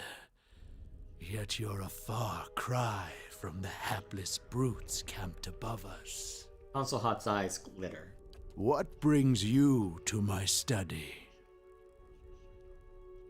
Who are you? Wait, how do you know who I am? A dry croak of laughter tumbles from the Lich's throat. I have poured my life into a phylactery waiting for one such as you. It's what you are that interests me. Spells are fueled by ambient essence in the ether. A miserly trickle of energy that leaks from the wheel. He traces arcane shapes in the air around him. Because the medium is so poor, a wizard must normally focus his efforts on the runes and incantations that channel it. He tenses narrow fingers. But imagine what could be done with a more powerful source of essence. A watcher's soul, for instance. His eyes flash. A rictus grin twists his lips. Tell me about your phylactery. Would you think to steal it from under my nose? As if it were so easy. A phylactery isn't some bauble I wear around my neck or hide in a chest. It's a complex layer of spellwork, carved into my skull with runes, and sealed with a peg of Adra. The sparse flesh stretched across his cheeks twitches at the memory. It is the reason I'm here, surviving. Who are your rivals? In my eyes or theirs? You've surely heard of the great archmages of Aora. Nina Gauth, Minoletta, Sitzel, and Kolakoth. Arkemir and Lengroth, too. Well, I've seen their names on spells, but I don't know too much about them beyond that. We've all shaped the study and practice of magic. Just not always to our mutual taste. Do you know who hired the Torn Bannermen? One of the other archmages, no doubt. He flicks his bony wrist. My wager's on Arkemir or Lengroth, always hiding behind glamours and diversions. But it could have been any of my rivals. What kind of magic requires the power of a Watcher's soul? The most demanding and visionary kind. The kind that wizards have argued over for centuries. Names like Cadibald the Red and Mora of the Seven Hills. Even you must know of them. He leans forward, his bones rattling in his fervor. I still don't know what you're talking about. The power to warp and wind time. Like a skein of wool wrapped about your finger. To strangle its flow to a mere trickle. Perhaps to reverse it altogether. The pits of his eyes rose fever bright. I don't need to hear it. I don't need to hear anymore. Where are you going? I'm just getting started with you. Well, there we are. I guess I've got no choice but to fight this one then. And I don't have all my spells with me. I'm gonna want all my spells with me. This is gonna be hell in a handbasket if I do not have all my tricks, all the tricks up my sleeve. I would hope for. So?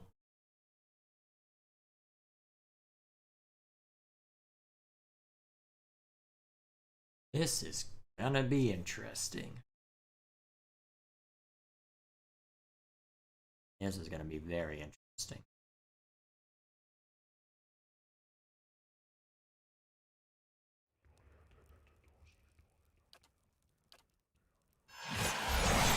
Sure.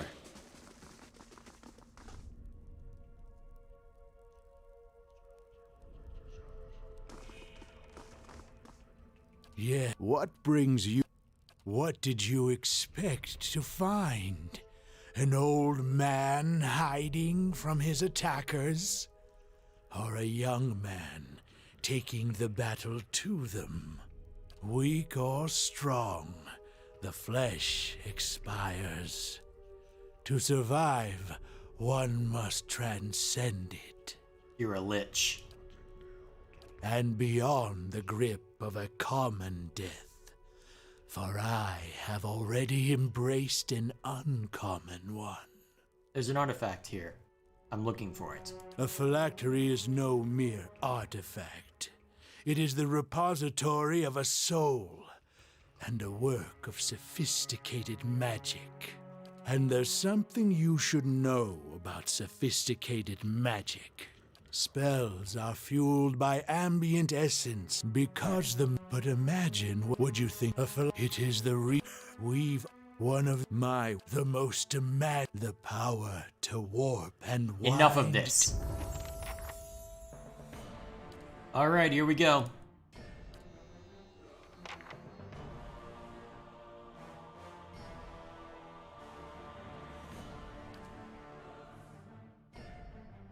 Alright, are you immune to unconscious? Yeah, okay, so I can't knock you unconscious, which is unfortunate because you're about to hit me with chain freaking lightning.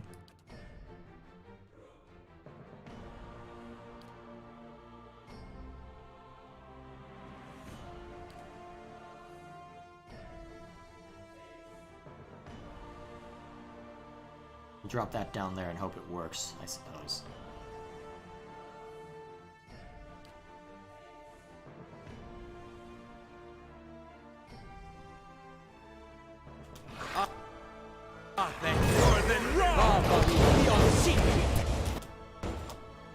Oh jeez, how is Aloth already so low health?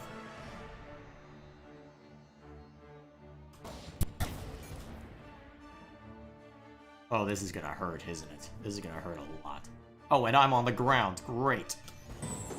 I didn't even get to cast my spell properly.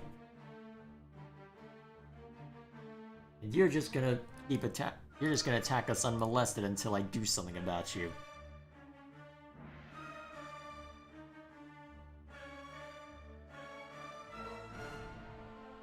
Alright, what can I do?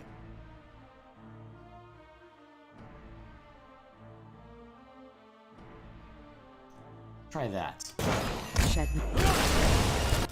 God, that stings. That really stings.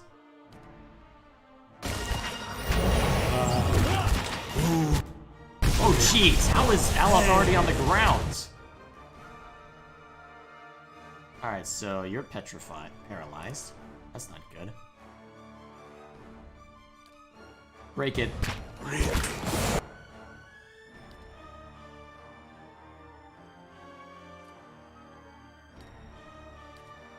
Get Aloth back up now.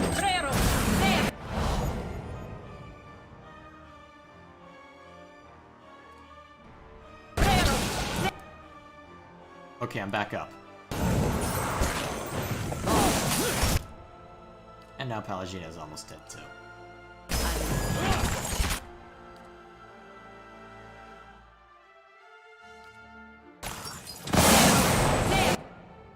Immune to lightning, huh? Okay, I need to try something else then. You're immune to ice. Okay, you're probably immune to all kinds of damage, so I think my best bet against you would probably just be to... Let's try this. What if I just hit you a bunch?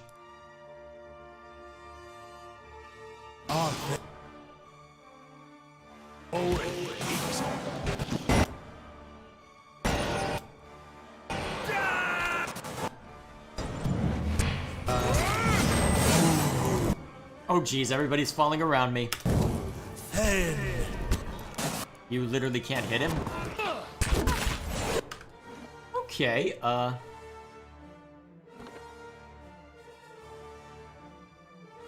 crap.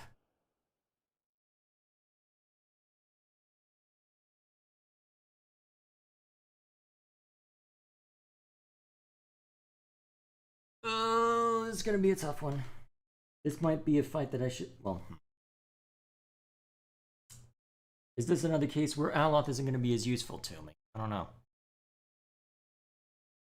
Actually, I have an idea. What if I be cheeky?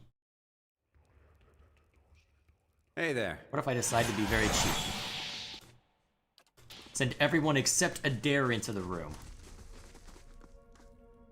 Yeah, what week or and beyond. But yeah, spells are big. But imagine, would you? It is one of the most the power to war. I'm just gonna send one of them in.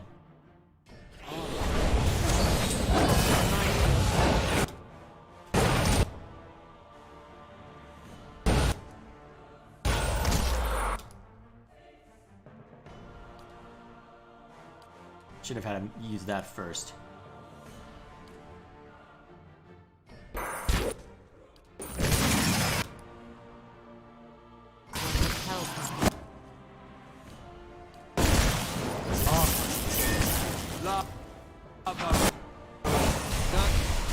And a bunch of us are now paralyzed. Great.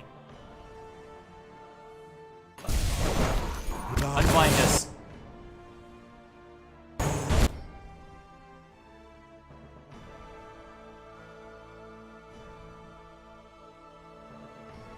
Cast Moonwell. We need it right now.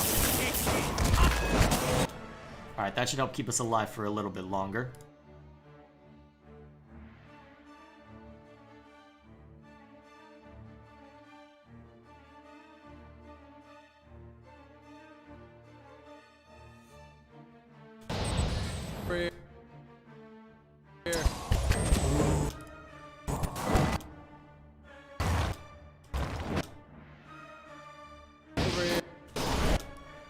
That do anything to Console Hot?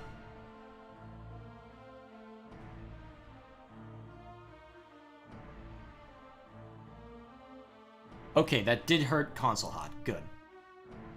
As long as I... Alright, he does bleed then.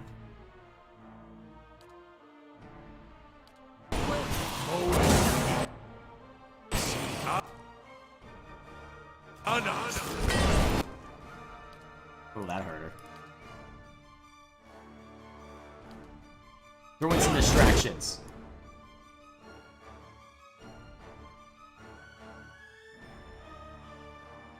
What's this do again? Oh, target.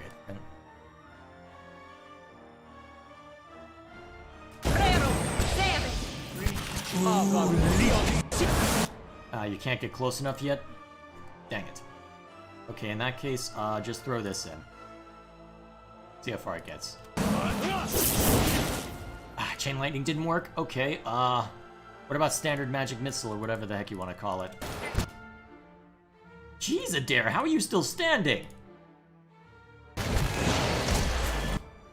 No, seriously, how are you still standing? I don't get it. You're taking so many hits right now. You're just being a champ right now.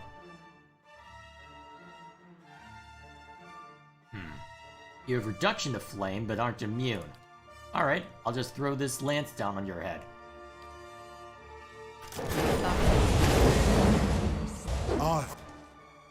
Actually, wait. Yeah, throw this down.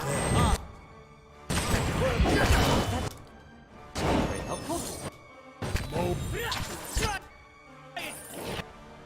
Animated wands. That probably needs to die sooner rather than later.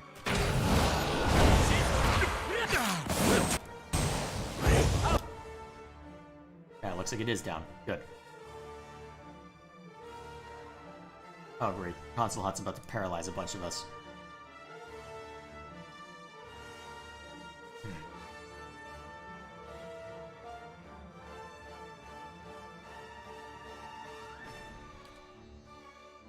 Teach you a lesson!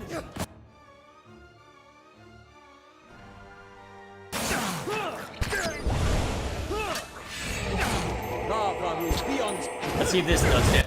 Oh, that hurts him. Okay. Do that again. And keep doing it. Boom.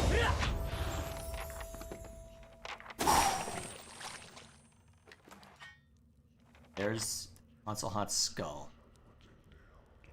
Black Tree talked about. Wait, I can summon him? Skull floats through some mysterious power of its own, chattering its teeth and rolling its burning eyes. You detect Console Hot's energy and essence still bound inside it.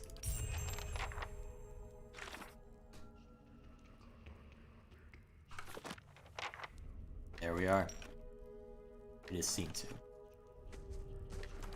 Sure. Slowly now. Oh, that's a lot.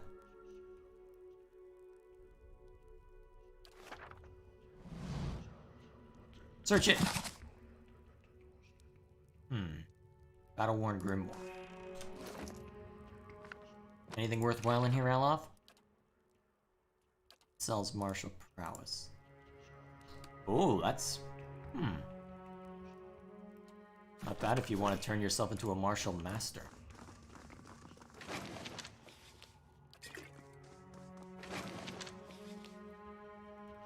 Obsidian lamp figurine. Summon shades. Interesting.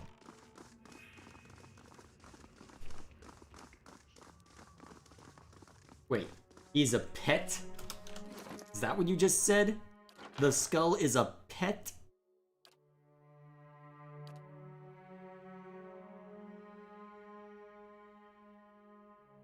Oh my god. Why?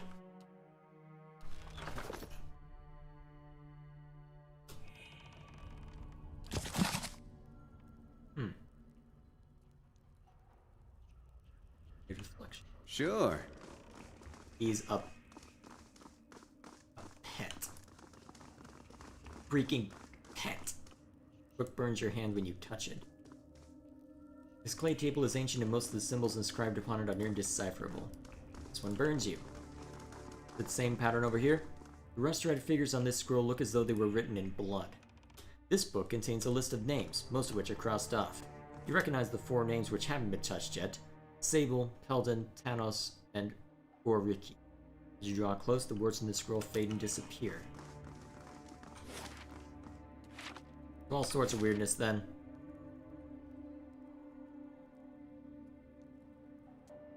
I wonder what she'll have to say about her master being beaten down, if anything. Oh, that's my record button. I do not want to hit that yet.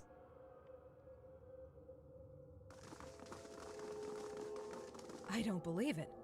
You killed Consulhat. I had nothing to do with any of that, of course. What are you going to do now? I'm going to continue my research. Perhaps Consulhat had some lore in his library that could prove useful. Now, if you'll excuse me, I must get back to work. Fair enough. Here you go, then. Ooh, level ups! Sure, improve your athletics a bunch. Ooh. AoE +7 defense? That's when an enemy is brought down. Charge. Total. +2 move speed. Drive the enemy. That could be useful. Now, Grieving Mother.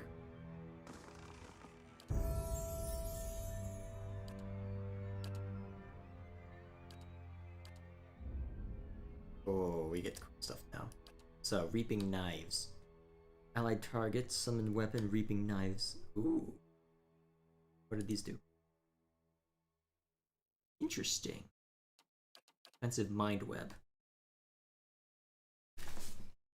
So by linking his or her mind with those nearby allies, the caster creates a series of defensive links.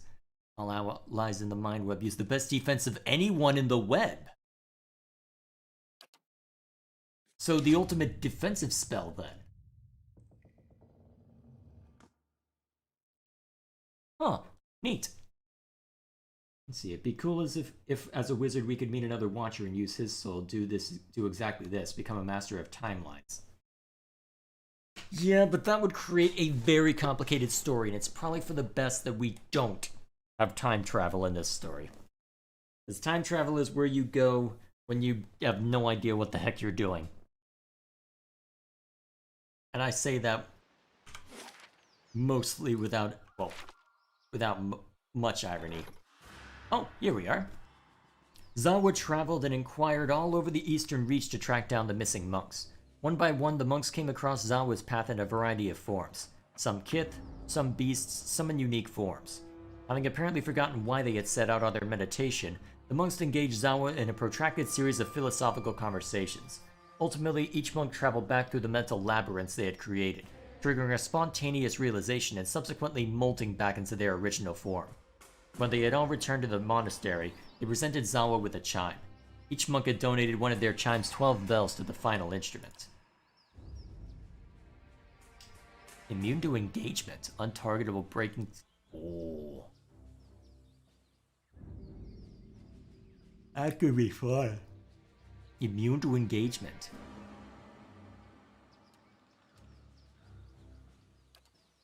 That's fun.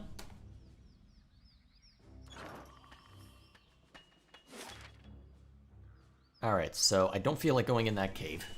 Unless I'm really desperate to fill out the bestiary entry on these creatures. Which, I'm not. So, I think we're pretty much done for tonight. So, may as well stop. Oh wait, there was another bit of camping supplies in there if I really cared enough. So, I guess I'll stop by Cadnua real quick to once again rest, get Sagani back, and grab some camping supplies. And then tomorrow, same time, same channel, we'll be diving headlong into what remains, into Act 3 proper. See how it works out. So, the die is cast. Defiance Bay and Chaos. And now we've got a metric ton to worry about. Somewhere in the Twin Elms, we'll find Theos waiting for us. So, not by the sea. Too vulnerable to cannons.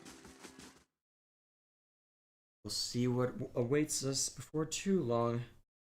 That's gonna make this very interesting to watch unfold. Very interesting to watch unfold. Well, given the circumstances, now that I've fulfilled the Grieving Mother's quest, I can probably swap her out for Sagani to see to her quest. Alrighty. So, either way, I suppose this is where we will call it. So, for now, thank you all for watching. Good day to you. I'm going straight to bed, honestly.